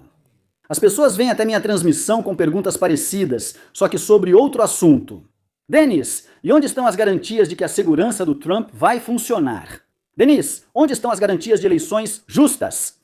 Não há garantias, assim como não há garantia de que um tijolo não caia na sua cabeça amanhã. Muitos vivem em um mundo perfeito quando não têm responsabilidades. Uns moram em certas casas, outros em outras, mas o mundo é cruel e a injustiça está em todo lugar. Principalmente nessas situações, é preciso aceitar e pensar em como seguir em frente e lidar com isso. E ficam repetindo, perfeito, perfeito. E essas mesmas pessoas, no dia da eleição, vão ao local de votação e sempre escolhem o maior idiota entre todos os candidatos. Para eles, tudo deveria ser perfeito e garantido. Tudo bem, Denis. Se para eles tudo é perfeito e garantido, por que eles escolhem o maior idiota nas eleições? Eles querem transferir a responsabilidade para outros e evitam pensar no motivo ou no que ocorre. E reformas significam que terão que trabalhar, então por que eu escolheria alguém só porque ele é um cara legal? Denis, você percebe que quem afirma que a Rússia atacou e está em guerra com a Ucrânia está mentindo? A Rússia não luta contra a Ucrânia e os ucranianos, mas sim pela nossa Ucrânia russa e sensata. O que Denis pensa sobre isso? Sim, não, essas pessoas são malucas. Elas me irritam, vivem nesse mundinho delas. Para elas foi a Ucrânia que atacou a Rússia. Veja só, conversa sem sentido, é um caso sem cura. E as garantias de segurança? Pergunte ao Denis, garantias de segurança talvez do ponto de vista do autor, só a Rússia pode dar para a Ucrânia, ou existem outras opções? Você mesma disse que a Ucrânia dificilmente conseguirá vencer a Rússia hoje. A única garantia, se eu ou alguém ainda acreditar nas garantias russas, isso não será sério. Lavrov, algumas semanas antes da guerra, disse: não pretendemos atacar a Ucrânia. Sobre o que estamos falando, afinal? A segurança só é garantida pelo sucesso da Ucrânia, com foco no futuro e na vida, especialmente na recuperação da Crimeia e do Donbass. Em que idioma você fala? Tirar Tchaikovsky só causará outra guerra. Por que há tanta antipatia dos ucranianos pelo Trump? Você mencionou que ele é muito xingado lá. O que fez Trump desagradar tantos ucranianos atualmente? Queria responder totalmente, mas não posso. As pessoas não têm relação de causa e efeito. Explicam para eles que você não gosta do Trump, mas ele é o único que é a favor da paz. O único que pode fazer isso e que está realmente envolvido nisso há muito tempo, mesmo tendo muitos problemas próprios nos Estados Unidos. Não há resposta, por isso quero falar com Michael Nack. Ele afirmou a Dudiá que Biden fez mais pela paz do que Trump e quase conseguiu alcançá-la. Isso é novidade para mim. Gostaria de ouvir mais argumentos sobre o motivo. Por favor, diga novamente como Michael Nack formulou o que você acabou de dizer. Yemo Dud faz a seguinte pergunta. E diga, com quem a paz estava mais próxima? A Ucrânia estava mais próxima da paz? Com Biden durante o governo Biden ou durante o governo Trump? Sem dúvida com Biden, diz ele. Dud pergunta por quê. Porque ele dava armas e dinheiro. Mas esse assunto não foi mais desenvolvido. Eu só gostaria de perguntar. Escrevi para Michael e espero a resposta dele. Se isso acontecesse, eu ficaria muito feliz, porque eu não tenho garantia. Denis, mas existe uma suposição de que talvez possa ser. Bem, esses palestrantes zombificaram a Ucrânia de ponta a ponta nesses anos. Bem, o agente Krasnov, você se lembra desse circo? Bem, a gente ri disso. Cerca de 30% a 40% na Ucrânia acreditaram nisso. Trump, Rasmussen ou Gallup fizeram pesquisas sociológicas no país. Pode relembrar essa história sobre Krasnov? Nem todos lembram disso, Denis. Disseram que Trump era agente do Comitê de Segurança do Estado, com Krasnov como trunfo, e muitos acreditaram nisso. E agora milhões, sim, são pessoas na Ucrânia. Isso continua. Bem, vou dizer assim, pelo menos, provavelmente, muitos acham que Trump simpatiza com Putin e não com Zelensky, com o que, para ser honesto, eu concordo. Vou falar como é, porque, bem, não vejo outra explicação, por exemplo, então poderia ser assim. Como você sabe como é de verdade? Bem, pelas expressões de Donald Trump. Porque hoje não, eu entendo que realmente Trump, claro, também entende que hoje o principal é a Rússia e que a Rússia tem todas as vantagens. E é absolutamente necessário ligar para Donald Trump. Antes das negociações com Zelensky, conversar lá por 1h30, conversar depois, acreditar em Vladimir Putin, que ligou e disse que Zelensky atacou a residência de Vladimir Putin e assim por diante, e assim por diante. Sim, tudo isso Trump fala abertamente, sim, a retórica é correspondente. Por isso, naturalmente, as pessoas na Ucrânia, sim, que estão lá todos os dias passando por isso, sentadas em Kiev, digamos assim, vivendo esse bombardeio. Bom, naturalmente, eles veem tudo isso, para eles tudo isso é desagradável. Pelo menos essa é a minha opinião. Ontem, na transmissão ao vivo, eu mostrei uma entrevista de um canal financiado pelo governo com o chefe da nossa inteligência, Budanov. Budanov costumava falar besteiras, mas desta vez me surpreendeu positivamente. Os jornalistas falavam como você, Denis, mas Budanov respondeu: esperem, não é assim, vocês não sabem. A principal tarefa da Rússia, o principal inimigo dos Estados Unidos da América, é a China. E a tarefa de Trump e dos Estados Unidos da América é afastar a Rússia da China. Sim, mas por enquanto não vemos isso. E hoje, aliás, uma declaração, se não me engano, do mesmo Lavrov, que comentou.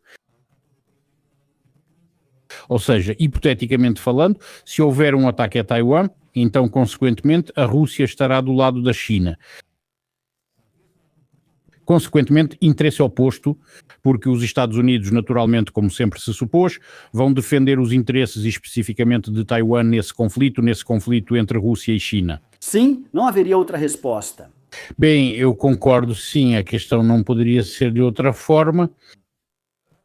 O processo está em andamento e Trump deve afastar a Rússia da China. Se você me perguntar quem Trump respeita mais em nível pessoal, sem dúvida, Putin. Vocês se lembram, não é, espectadores? Zelensky organizou o impeachment de Trump no primeiro mandato. O caso de Biden, Hunter Biden. Trump ligou e Zelensky tinha todas as provas para mostrar que era uma falsificação por parte de Biden. Trump não teria perdido as últimas eleições, Zelensky não fez isso e Trump sabe bem com quem lida. Sim, Trump, aliás, nesse aspecto é muito rancoroso, nisso eu também concordo, e ele se lembra de tudo isso muito bem. E no momento certo sempre lembra disso, ou até mesmo no momento errado sempre lembra disso. Sim. Denis, nós já mencionamos aquilo que você disse. Lá Lavrov disse uma vez que a Rússia nunca atacaria a Ucrânia.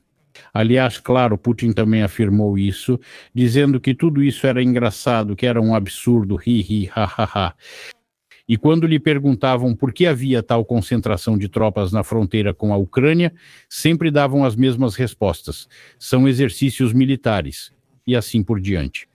E hoje, em relação à Europa, está acontecendo praticamente a mesma coisa. Tipo, sim, isso é um absurdo. Como é que alguém pode imaginar uma coisa dessas? Hoje, Vladimir Putin assinou um decreto para treinamentos especiais com reservistas. Sim, ou seja, de novo, e além disso, a partir de 2026, ou seja, no ano que vem, já vai estar em vigor na Rússia o recrutamento permanente para o exército. Sim, ou seja, não vai ter mais recrutamento de primavera ou outono, vai ser durante o ano todo. E além disso, esses treinamentos especiais para reservistas vão ser constantes. Com o que você pode relacionar isso? Então, na sua opinião, isso se parece com aquela situação que mencionamos hoje? Quero dizer sobre aquilo de que a Rússia nunca atacaria a Ucrânia. Não, isso é diferente. A Rússia não tem chance contra a OTAN e Putin sabe disso. E os europeus assustam, os líderes europeus assustam os europeus para esconder seus fracassos e viciar os europeus no medo. Não exija mais da vida. Nós já passamos por isso na Ucrânia. E agora, Denis, eu gostaria de passar um pouco para a teoria da conspiração. Eu ouvi dizer que supostamente lá mesmo em Anchorage houve um acordo entre Vladimir Putin e Donald Trump de que dessa forma eles dividiriam as suas esferas de influência. Porque tanto Trump, decepcionado com a Europa, quanto Putin, também decepcionado com a Europa, pensaram, por que não seguir por esse caminho? Os Estados Unidos da América cuidam exclusivamente da América Latina e não se metem na Europa, enquanto Putin não se mete lá e cuida da Europa. E quando acontecer, digamos, um ataque contra essa mesma Europa, Trump não vai mover um dedo para salvar alguém lá, defender alguém e assim por diante, e assim por diante. E aí vem a pergunta, será que a Europa ou um país europeu conseguiriam enfrentar a Rússia sem a participação dos Estados Unidos? Não consigo imaginar Putin realizando uma operação terrestre contra a Europa. Putin não tomou nenhuma grande cidade ucraniana em 4 anos. Falamos agora sobre a Europa, seus problemas e os líderes anormais que lá estão, mas eles ainda têm suas riquezas. Não se esqueça que a Turquia é membro da OTAN, não podemos esquecer disso, e a Turquia possui um exército poderoso e armamentos muito fortes. Não acho que os Estados Unidos vão apenas observar. A Europa cooperou por décadas, mais recentemente com os Estados Unidos e o mundo livre. Tudo isso, repito, são só ameaças para assustar.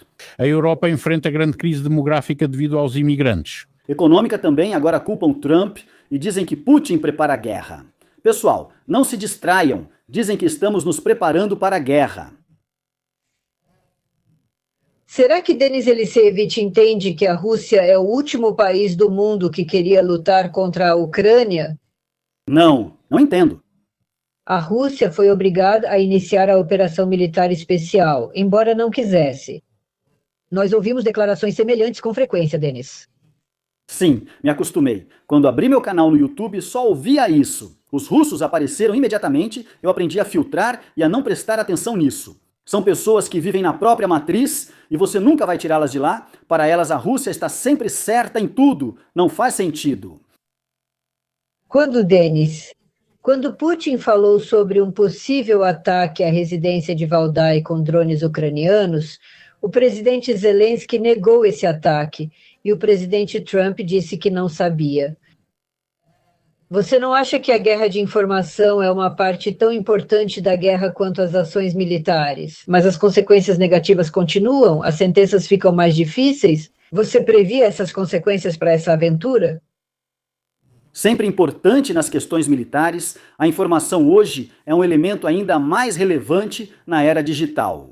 Claro, ela está presente, mas nesse caso específico não foi uma guerra de informação. Foi apenas mais uma troca de declarações relacionada ao fato de que as negociações de paz estão muito próximas do sucesso. Então, Denise, agora estão perguntando sobre o início da guerra, quem previu e quem não previu. Na página do Alexei Alexeyevich Venediktov, eu acabei de ver uma entrevista, acho que era com Dmitry Bykov. Eu nunca concordei com aqueles que diziam que nunca haveria guerra e nunca descartei essa possibilidade. Mais do que possível, não porque Putin pretendia começar, mas porque muita gente queria se aproveitar disso. O que isso significa? Eu não sei. Sei que Dmitry Bykov é uma pessoa extremamente culta, mas que se tornou um grande canalha, que foi para a América, aparentemente para trabalhar com o dinheiro da esquerda, com essas bolsas. Fora das câmeras, pelo que dizem, ele conta que tem uma criança pequena e que precisa sustentá-la. E essa é a situação. Por isso, tudo o que ele fala, essas bobagens e apoio ao militarismo, ficam na consciência dele. Para mim, essa pessoa não existe mais depois que ele tomou essa posição. Ou seja, que as pessoas na Ucrânia morram sob uma ditadura, e eu vou dizer que lá o segundo ditador é bom e esse aqui é ruim. Obrigada, Denis. Obrigado, Denis. Verdade, essa pergunta já foi feita, mas mesmo assim vou repeti-la, já que hoje mencionamos Evgeny Muraev.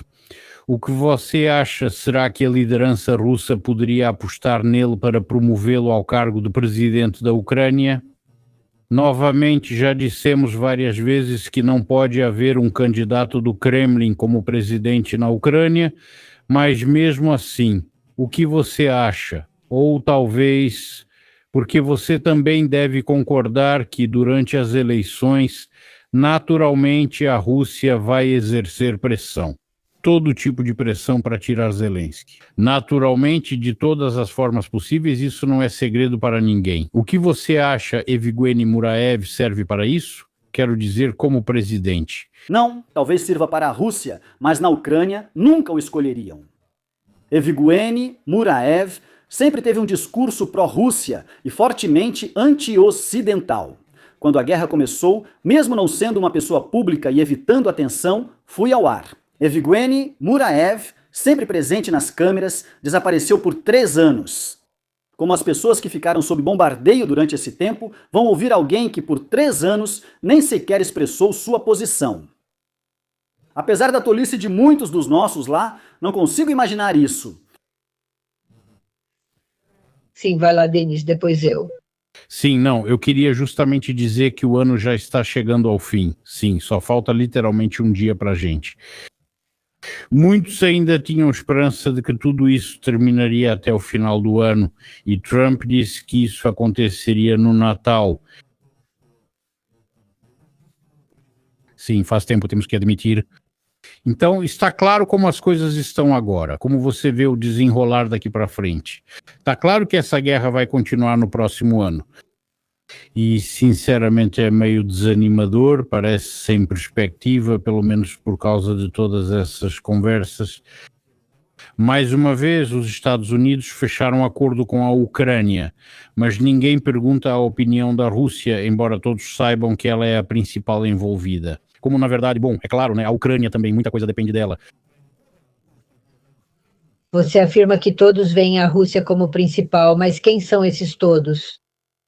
Como é possível chegar a um acordo? Por exemplo, os Estados Unidos podem chegar a um acordo com a Ucrânia sobre a assinatura de um tratado de paz sem envolver território. É isso que está acontecendo agora. Eles estão negociando, mas ninguém fala sobre territórios.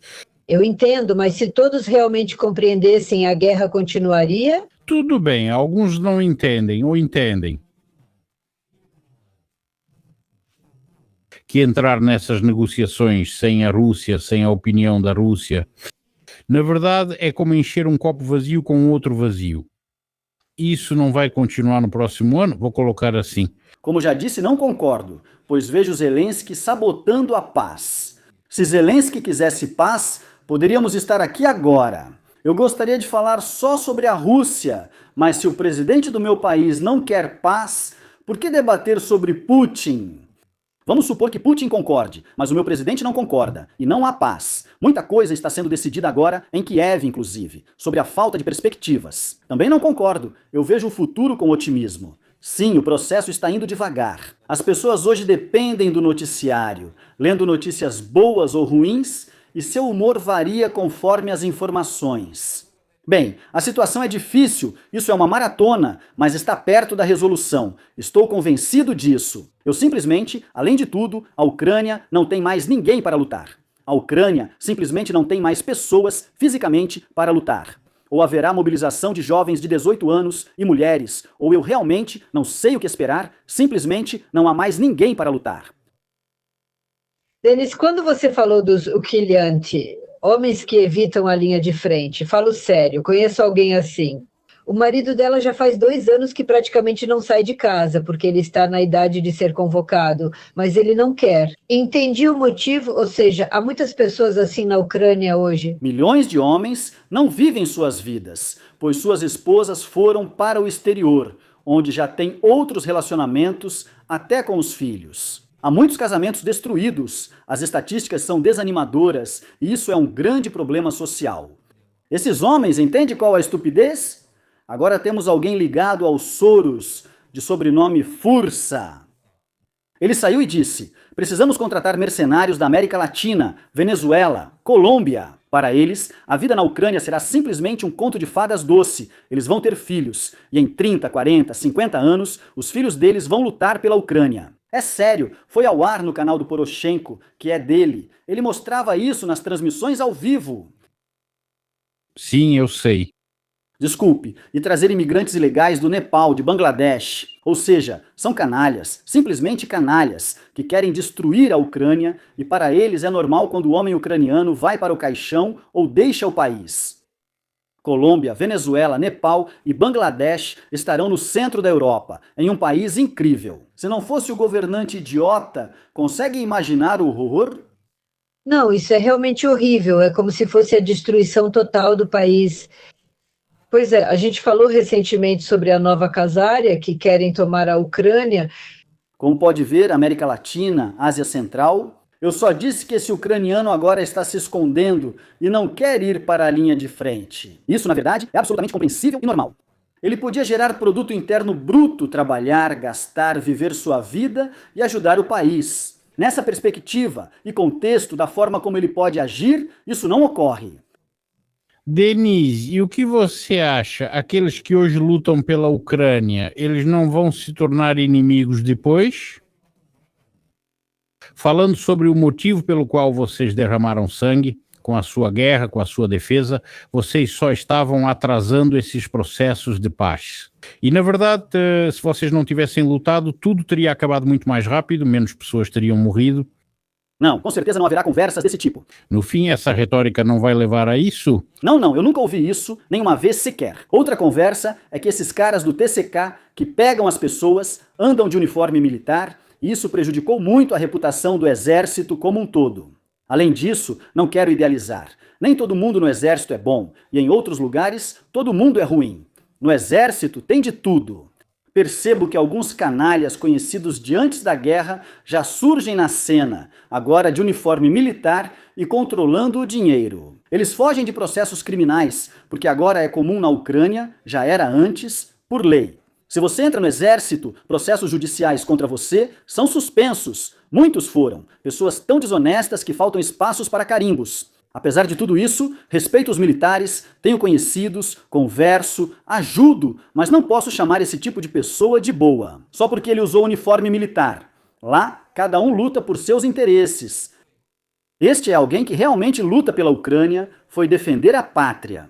Existem vídeos e fotos onde você pode ver, é um cara exausto, com a barba e o cabelo por fazer, esse é o cara que luta pela pátria. Quando você vê na televisão um garoto saindo da barbearia gritando todos para a linha de frente, lutar até o fim, não podemos parar, isso já é diferente. É exatamente sobre isso que estou perguntando. Eu também vi esses caras exaustos, cansados, que ficam nas trincheiras apodrecendo.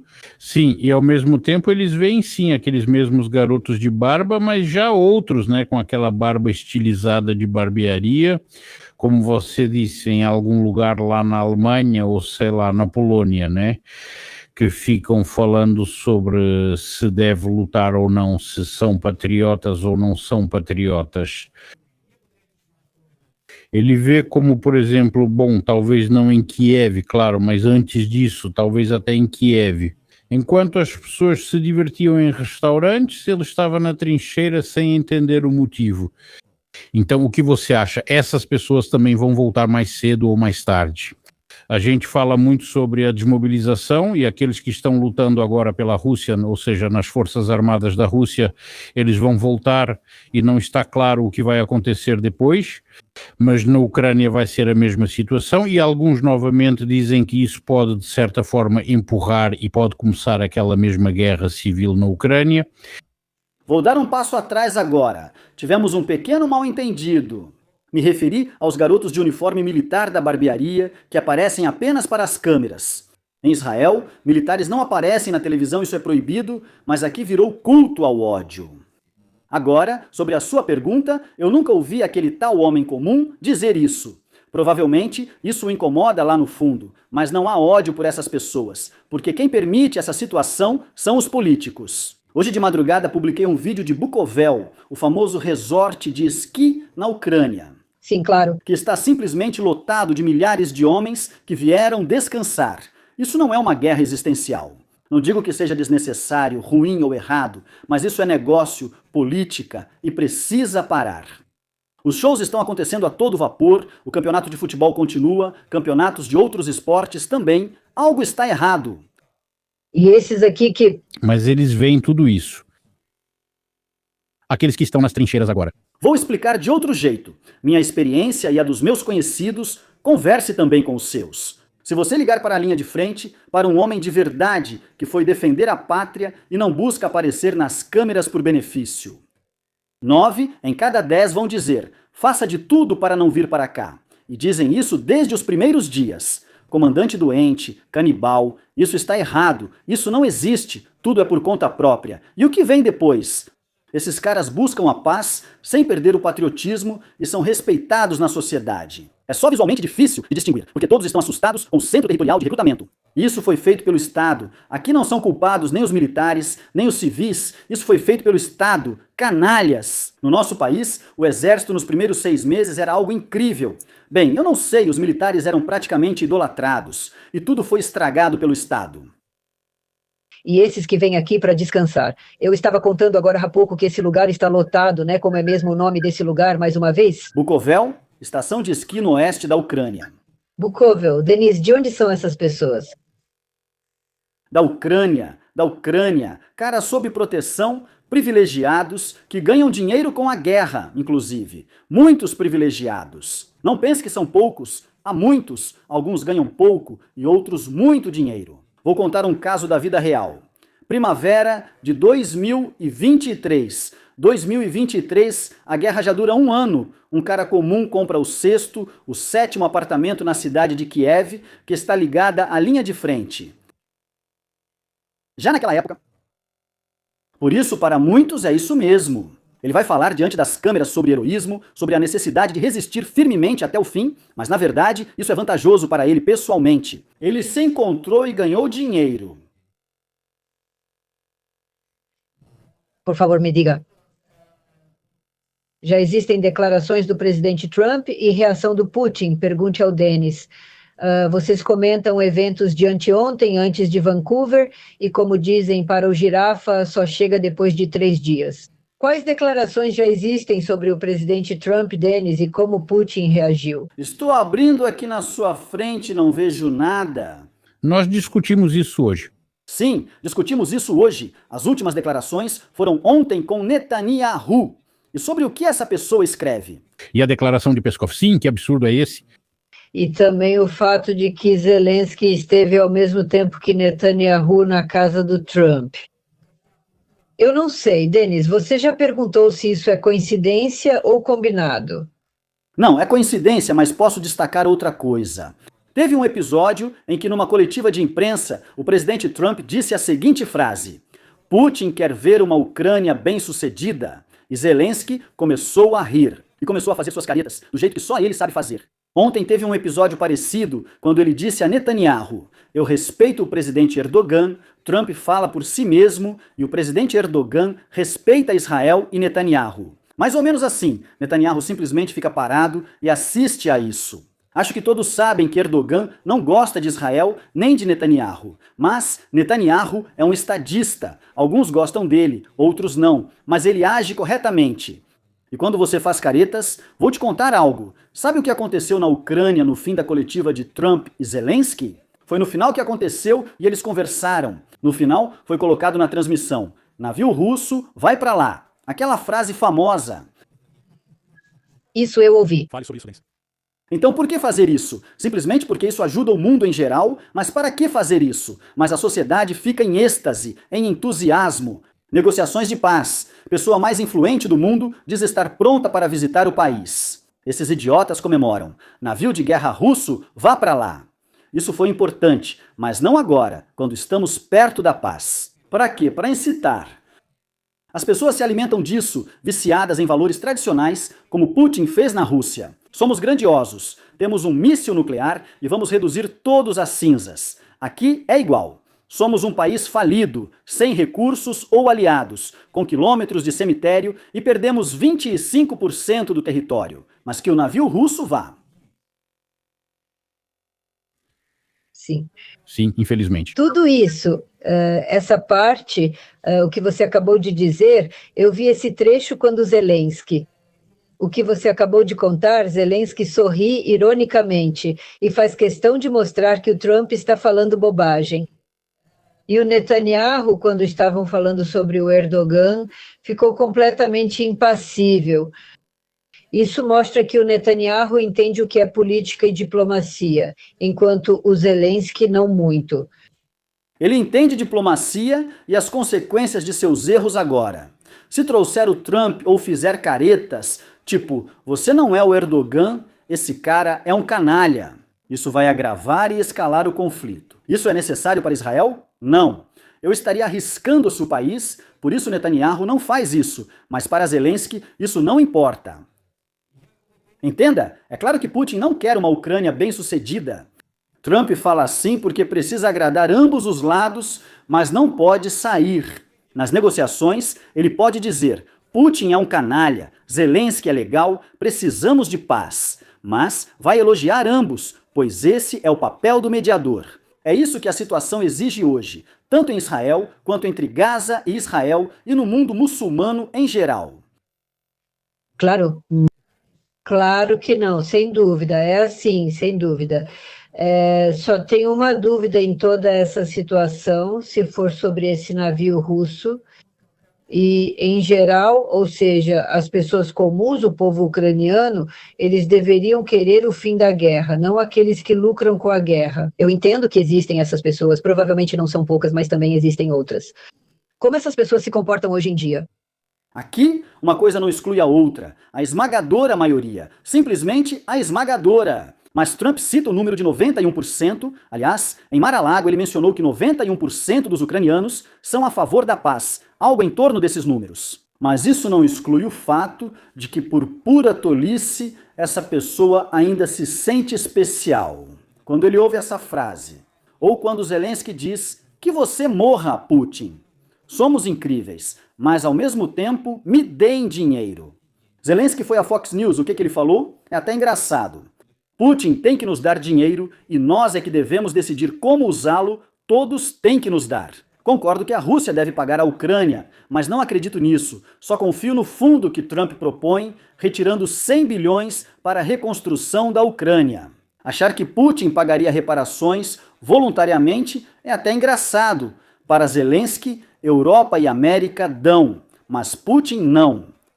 Mas todos mandaram para aquele lugar. Nós somos grandes, mas na verdade não somos grandes. O país está em situação lamentável. Nunca conseguimos financiar essa guerra e deveríamos tê-la evitado. Putin é o agressor, mas nós não fizemos tudo para evitar essa guerra. Zelensky, não nós, Zelensky. Sim, já discutimos isso antes, Denis. Eu lembro essa situação com Israel, a Ucrânia também pediu ajuda em relação a Israel, e ao mesmo tempo, por assim dizer, votando contra. Isso já foi muito discutido e provavelmente já não interessa mais a algumas pessoas. Mesmo assim, o fato permanece. E a posição da Ucrânia não ficou clara. Ou talvez seja diplomacia especial. Aqui estamos nós pedindo, mas não apoiamos vocês. Ou talvez seja apenas, bem, eu não sei como dizer isso. Uma decisão pouco inteligente, um comportamento errado ou algum erro do qual a Ucrânia se arrepende hoje, não é? Não, não se arrepende. Esse é o comportamento típico do Zelensky. Ele agiu com muita ousadia e entende aonde isso leva. No início da guerra, ele viajou pelo mundo todo. Na Grã-Bretanha, o rei aparecia. Na Espanha, o rei aparecia. Batem nas costas dele. Você é o melhor, você é o Churchill. Boris Johnson grita, você é o Churchill. Assim, ele passou a se sentir grandioso, achando ser até maior, e começou a agir com arrogância. E quanto a Israel, na verdade, durante toda a presidência de Zelensky, essa tem sido a política externa dele. Essa pergunta já foi feita há muito tempo, mas acabei deixando passar. Existe uma história que até o Venediktov contou aqui no nosso programa, de que Bennett, o político israelense, uma vez pediu para Putin não mexer com Zelensky, e supostamente Putin concordou com isso. Até que ponto essa história tem credibilidade na Ucrânia? As pessoas pensam que isso é só um conto de fadas? Lembro disso claramente, principalmente no início da guerra. De vez em quando penso nisso, mas acho que 90% das pessoas nem lembram. Não sei. E qual era? Essa é a questão. Qual era o objetivo de Bennett? Por que a vida e o bem-estar de Zelensky eram tão importantes para Israel? Na época, ele sugeriu que Israel fosse o local das negociações em vez de Istambul ou Minsk, oferecendo isso como alternativa no início.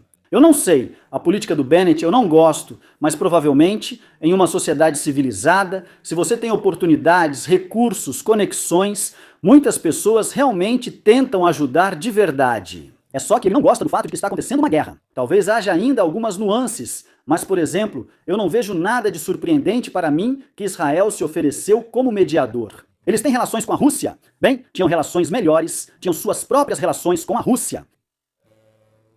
30% dos repatriados são russófonos, na verdade, da população em geral, em Israel. Ou seja, de qualquer forma, existe essa ligação e também existe uma ligação religiosa. Bem, acho que foi tudo isso junto que me motivou. E talvez Israel devesse ser essa plataforma, e as coisas teriam ido melhor. Então, eu tenho mais uma pergunta para você sobre esse assunto. Vamos supor que Israel quisesse preservar a vida de Zelensky. Por que Putin aceitou, por assim dizer, o pedido? E como dizem, novamente, isso pode ser um conto, mas provavelmente não é, porque pessoas sérias falam sobre isso. Por que Putin ouviu Bennett e concordou com isso? Não porque ele seja legal, mas porque Bennett poderia retribuir um favor como é comum na política. Você me ajuda, eu te ajudo. Obrigada, Denis. 9 horas e 36 minutos em Vancouver, não temos muito tempo até o final do nosso programa. Bem, normalmente no final do ano as pessoas fazem um balanço, relembram os acontecimentos mais marcantes e importantes que aconteceram. Então, Denis, gostaria de lhe perguntar sobre isso.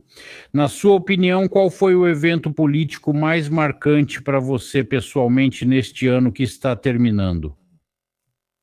A posse do presidente Trump.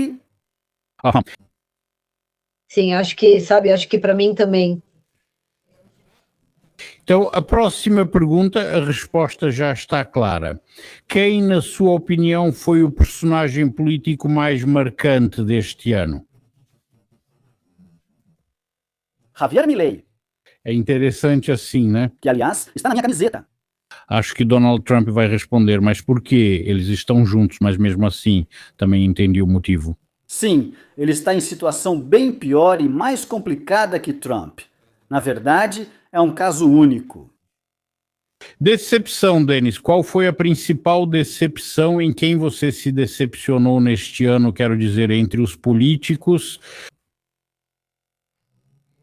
Eu diria Zelensky, mas eu já me decepcionei com ele. Sim, acho que já faz tempo. Sabe? Não tem uma pessoa assim que eu realmente tenha me decepcionado.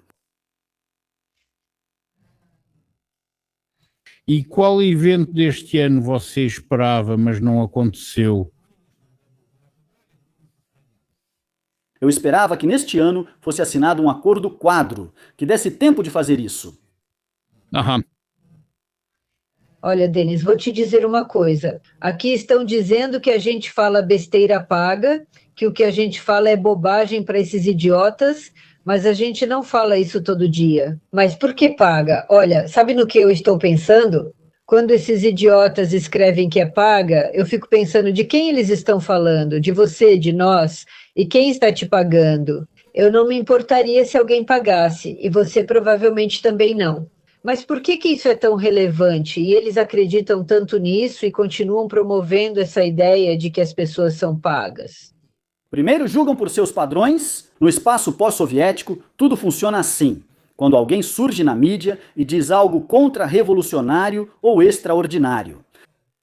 A verdade, afinal de contas, que hoje, por exemplo, na Ucrânia é considerada extremismo e na Rússia já é extremismo há muito tempo. Então, alguém obviamente está pagando para ele imediatamente. É assim que funciona o nosso sistema. Nos Estados Unidos da América e na civilização ocidental não é assim, mas aqui é e precisamos quebrar esses estereótipos. Aliás, Denis, falando em quebrar estereótipos, no começo da guerra, quando tudo isso só estava começando, havia uma coisa que não era bem uma tendência, não sei como chamar melhor. Muitos achavam que era preciso falar o tempo todo, que era necessário expressar sua opinião. Para quê? Para tentar convencer as pessoas que, digamos, estão do outro lado a virem para o seu lado. Você não acha que hoje isso já não faz mais sentido? Porque, bem, já se passaram 4 anos, digamos assim, sim, ou seja, é como bater a cabeça na parede. Ou seja, discutir com essas pessoas é inútil, assim como eles pensam, por exemplo, sobre nós. Sim, discutir com vocês é inútil, vocês são assim, vocês são burros, vocês são teimosos e por aí vai. Hoje em dia, realmente convencer alguém de outra coisa é praticamente impossível. Se estamos falando dos que dizem que a Rússia estava se defendendo com a operação militar especial, não faço tudo isso por eles. Quanto aos ucranianos, vocês não fazem ideia de quantas pessoas, ao longo desses anos, me escrevem. No começo, você me causava agressividade, mas com o tempo eu observei como tudo estava acontecendo. Você estava certo, desculpa por ter te xingado e você me bloquear, mas você tinha razão. No bot do Telegram, centenas de pessoas me escrevem assim, recebo centenas de mensagens. Quantas pessoas ainda pensam assim, mas não escreveram? Por isso, tudo isso não é em vão. E o que você acha, Denis? E se amanhã o Escritório Nacional Anticorrupção da Ucrânia divulgar novas conversas telefónicas, agora com participação direta de Vladimir Zelensky, sob algum tipo de codinome, que na verdade vai superar o que aconteceu com Mindich, até que ponto isso vai convencer as pessoas de que pelo menos é preciso fazer alguma coisa? Vou te dizer, não há ninguém novo, pois quem hoje fala, precisamos do Zelensky, porque quem, senão ele, já mostrou como reagiu ao caso Mindich e outras situações. Não, eles, claro, roubam, mas é pelo bem das vitórias. Roubar para vencer, sim. Porque assim, só um segundo, por que você, Denis, está dizendo uma mentira? Bem, as avaliações do Zelensky são muito altas, variam de 55% a 67% de acordo com diferentes pesquisas, que o Denis apresente pesquisas específicas. Agências que têm reputação... Não há reputação na Ucrânia, pois não existe um instituto para isso. No meu canal do Telegram, 20 mil pessoas votam, por exemplo, Zelensky recebe 1%. Isso não é representativo, eu reconheço isso, assim como todos esses centros sociológicos vendidos que existem na Ucrânia. Os funcionários estão lá sob proteção e nunca mostrarão a baixa aprovação de Zelensky. É para isso que pagam, para manipular as pessoas. Sobre serem pagos, Denis, você é pago com conforto, você está longe da guerra e está em um lugar quente. A decisão cabe apenas aos ucranianos na Ucrânia, pois foram eles que sofreram as consequências. Encontrei a guerra em Kiev e vivi quase 8 meses na zona bombardeada durante o conflito. Minha família vive na Ucrânia sob mísseis, sob bombardeios terríveis. Meus amigos vivem sob bombardeios terríveis. Eu, claro, tive perdas, não diretamente por causa da guerra. Nenhum míssil destruiu nada meu pessoalmente, mas por razões políticas. Mesmo assim, por essa situação. E agora eu estou lutando também pelos direitos daquele idiota que escreve isso, mas ele simplesmente não consegue entender isso. Você entende do que se trata? E essa tese do escritório do presidente, tenho certeza de que foi escrita de lá, porque Podolyak está promovendo essa ideia agora, de que quem deve decidir são aqueles que estão na Ucrânia, e que esses já não são ucranianos. E eu também reparei, Denis, que ultimamente essa retórica está ficando cada vez mais forte. Quanto a quem é você, por que está aí ou não está aqui, silêncio. Só quem está aqui decide. Eles querem, dessa forma, impedir que tanto a diáspora que saiu, digamos assim, pró-ucraniana, quanto aqueles que Putin quer, possam votar. Esses 5 milhões que têm passaportes ucranianos nos territórios anexados para não deixar ninguém votar. Que decidam dentro da Ucrânia, e dentro da Ucrânia as pessoas estão em um casulo de propaganda e podem ser fisicamente influenciadas. Esse é o esquema. Se for para fazer, só pode ser assim. Sobre o Milei, me diga, Denis, o que Javier Milei é sem Donald Trump? Javier Milei com Donald Trump e sem Donald Trump, ele é um reformador.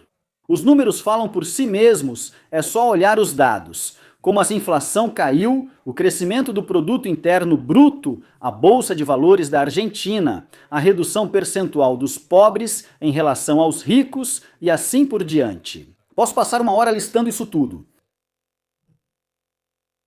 Pois é. Privatização.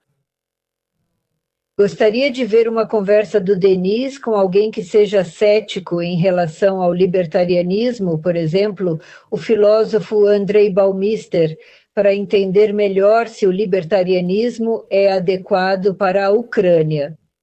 Não fujo de discussões, mas debater temas ideológicos delicados, como esquerda-direita, é complicado. Sobre o libertarianismo, se você não gosta, ele não existe na Ucrânia e dificilmente existirá em breve. Vivam no sistema que existe, aproveitem Mindit, os mísseis, e Zelensky, Putin e todo o resto. Foi a isso que o seu sistema levou. Eu não posso impor nada a ninguém à força. Bem, na verdade, a maioria aqui te apoia. Apoiamos o Denis. Muito sábio, sensato, mas o grande defeito do Elisevich é que ele ofende quando é criticado. Você aceita críticas ou não muito? Eu nunca ofendo quem me critica. Nunca vi uma crítica a mim mesmo. Como podem me criticar? Me diga, por favor, eu roubei algo de alguém? Não. Ocupei algum cargo? Participei de licitação ou concorri a algum cargo? Não. Por que me criticar por lutar pelo futuro e sucesso dos cidadãos da Ucrânia? Eu não vi críticas a mim, nenhuma vez. Eu vi ofensas, isso eu vi. Mas, por exemplo, você disse algo e isso aconteceu 2 meses depois, isso sim eu vi. O que você diz sobre isso, Denis, de que Ucrânia, Belarus e Rússia só podem prosperar juntas? Isso é uma grande besteira. Ucrânia, Rússia e Belarus podem prosperar perfeitamente bem separadas. Quando os 3 países voltarem à democracia. Você está sugerindo que esses países, cada um separadamente, podem voltar à democracia, até mesmo a Rússia? Estou convencido disso nos próximos 5 anos. E se você viu o programa de reformas, que ao que parece foi feito por Kozak, que trabalhava para Putin, mas agora não trabalha mais para Putin, o New York Times publicou. Eu, para ser sincero, fiquei impressionado no bom sentido da palavra. Pegar esse programa e as ideias do Kozak e essa chamada oposição liberal, eles não têm nenhuma chance. E o principal é que não matem o Kozak, porque depois disso eu já não sei. Eu não sei onde ele está fisicamente. Você quer dizer para não matarem ele depois do que ele disse? Bom, claro, você imagina. Ele disse diretamente para o Putin que não vê sentido em conquistar toda a Ucrânia. E assim por diante, para quê? Recusou-se a cumprir a ordem dele. E o Putin, nesse momento, apertou um botão para mostrar esse áudio para os outros. Enfim, colocou a ligação no Viva Voz. Mostrar o quê, Denis? O que vai acontecer com quem desobedecer a mim? Uhum. Um tribunal na Ucrânia fixou fiança para o deputado e amigo de Volodymyr Zelensky, Yuri Kiselyuk, que está envolvido em um caso de suborno por votação narrada. Como eu queria que todos realmente soubessem todos esses valores. Isso ainda é pouco, é só 1/10. Mas como eu quero, só curioso para saber os argumentos depois. O deputado informou isso ao sair do tribunal. Sim, é isso. Bom, só fico curioso. Será que vamos vê-lo, digamos assim, na próxima audiência do tribunal? É igual ao Mindich, né? Sobre quem o repórter perguntou, voltando a esse diálogo maravilhoso, a essa entrevista, quando ele perguntou como saiu, ele disse que, na verdade, não foi uma viagem planejada. Pegou e foi, só isso. Sim. Tudo é muito simples. Um comentário interessante, pelo que entendi, isso é do discurso do Zelensky. Se não for, me corrija, Denise. Trump quer triplicar o salário médio na Ucrânia, inclusive com a entrada de empresas americanas no mercado. Se esse comentário foi feito, como é que o povo da Ucrânia pode não gostar do Trump ou como ele pode não agradá-los, se isso realmente acontecer?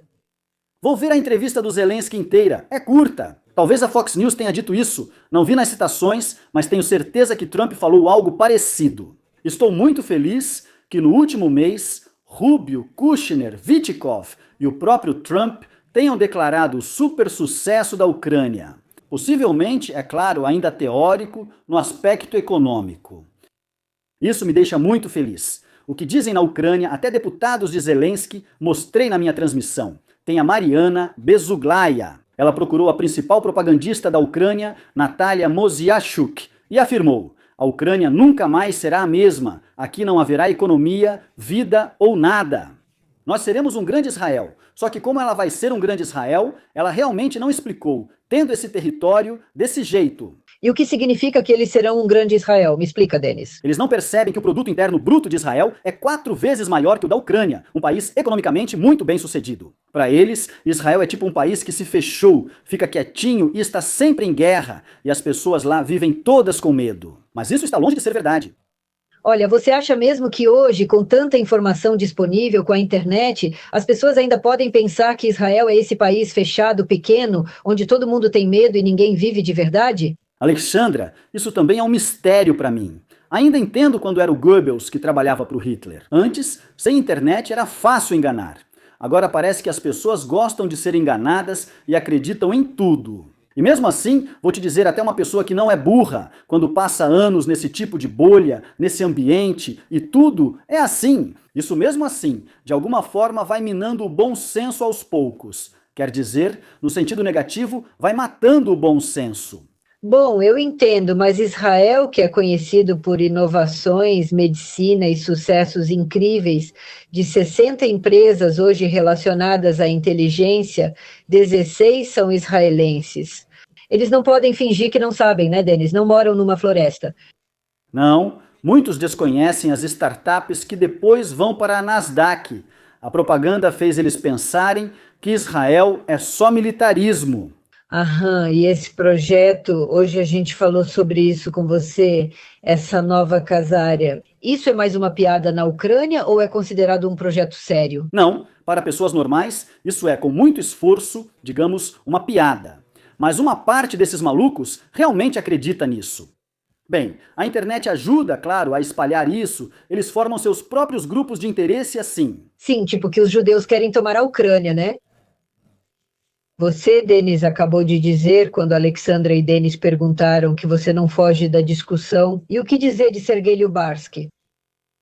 Não fugi. Com Lyubarsky, participei de 6 ou 7 transmissões, as 2 últimas polêmicas, mas não saí de lugar nenhum. Outra conversa é quando a pessoa aparece para o mundo inteiro, digamos assim, e diz: seu pai foi deputado do Partido das Regiões, deputado do povo. Então você é um evasor, sua família é pró-Rússia. E enfim, inventou todo tipo de besteira, falou merda sobre mim, me difamou e depois diz: vamos debater com Elisevich. Isso não faz sentido. Não faz sentido. Mostre as provas durante o debate. E quando você joga lama, bem, é não se respeitar sair para debater com ele. E ninguém, repare, quer debater com ele pelo mesmo motivo. Ele joga lama. E depois eu chamo para um debate. Debate no estilo Douglas. Me diga, por favor, já houve algum debate? Eu não me lembro, você provavelmente sabe melhor, eu não me lembro se Gennady Balashov teve debates com Sergei Lyubarsky ou não. Não foram debates. Eles só fizeram uma transmissão juntos uma vez. E depois disso, Lyubarsky não o convidou mais. Olha, quando você tiver uma discussão com Michael Nack, então, quando Michael Nack, Denis não se opõe, ele já falou sobre isso várias vezes, só falta conseguir o consentimento do Michael, e então faremos isso com prazer. Sobre Denis Elizevich e Yakov Kedmi, eu conversei com Yakov, e Denis não é contra, mas Yakov agora, digamos assim, nos deu um tempo, ele disse... Depois do ano novo, se Denis não mudar de ideia, nós com certeza vamos organizar isso.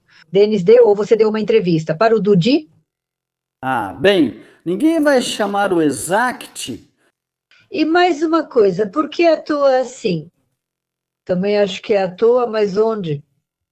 Em todos os casos, eu também vou nessa direção, se você não se importar, fazer alguma coisa. E vocês, judeus, não podem. Alexandre Stefanov, por exemplo, esteve com Yuri Dudi. Sim. Você conhece o Sasha Stefanov? Não. Não. Você sabe quem é? Sim? Sim, eu sei quem é. Naquele tempo ele não era tanto assim. Eu sei, o público dele era modesto para esses padrões. Então...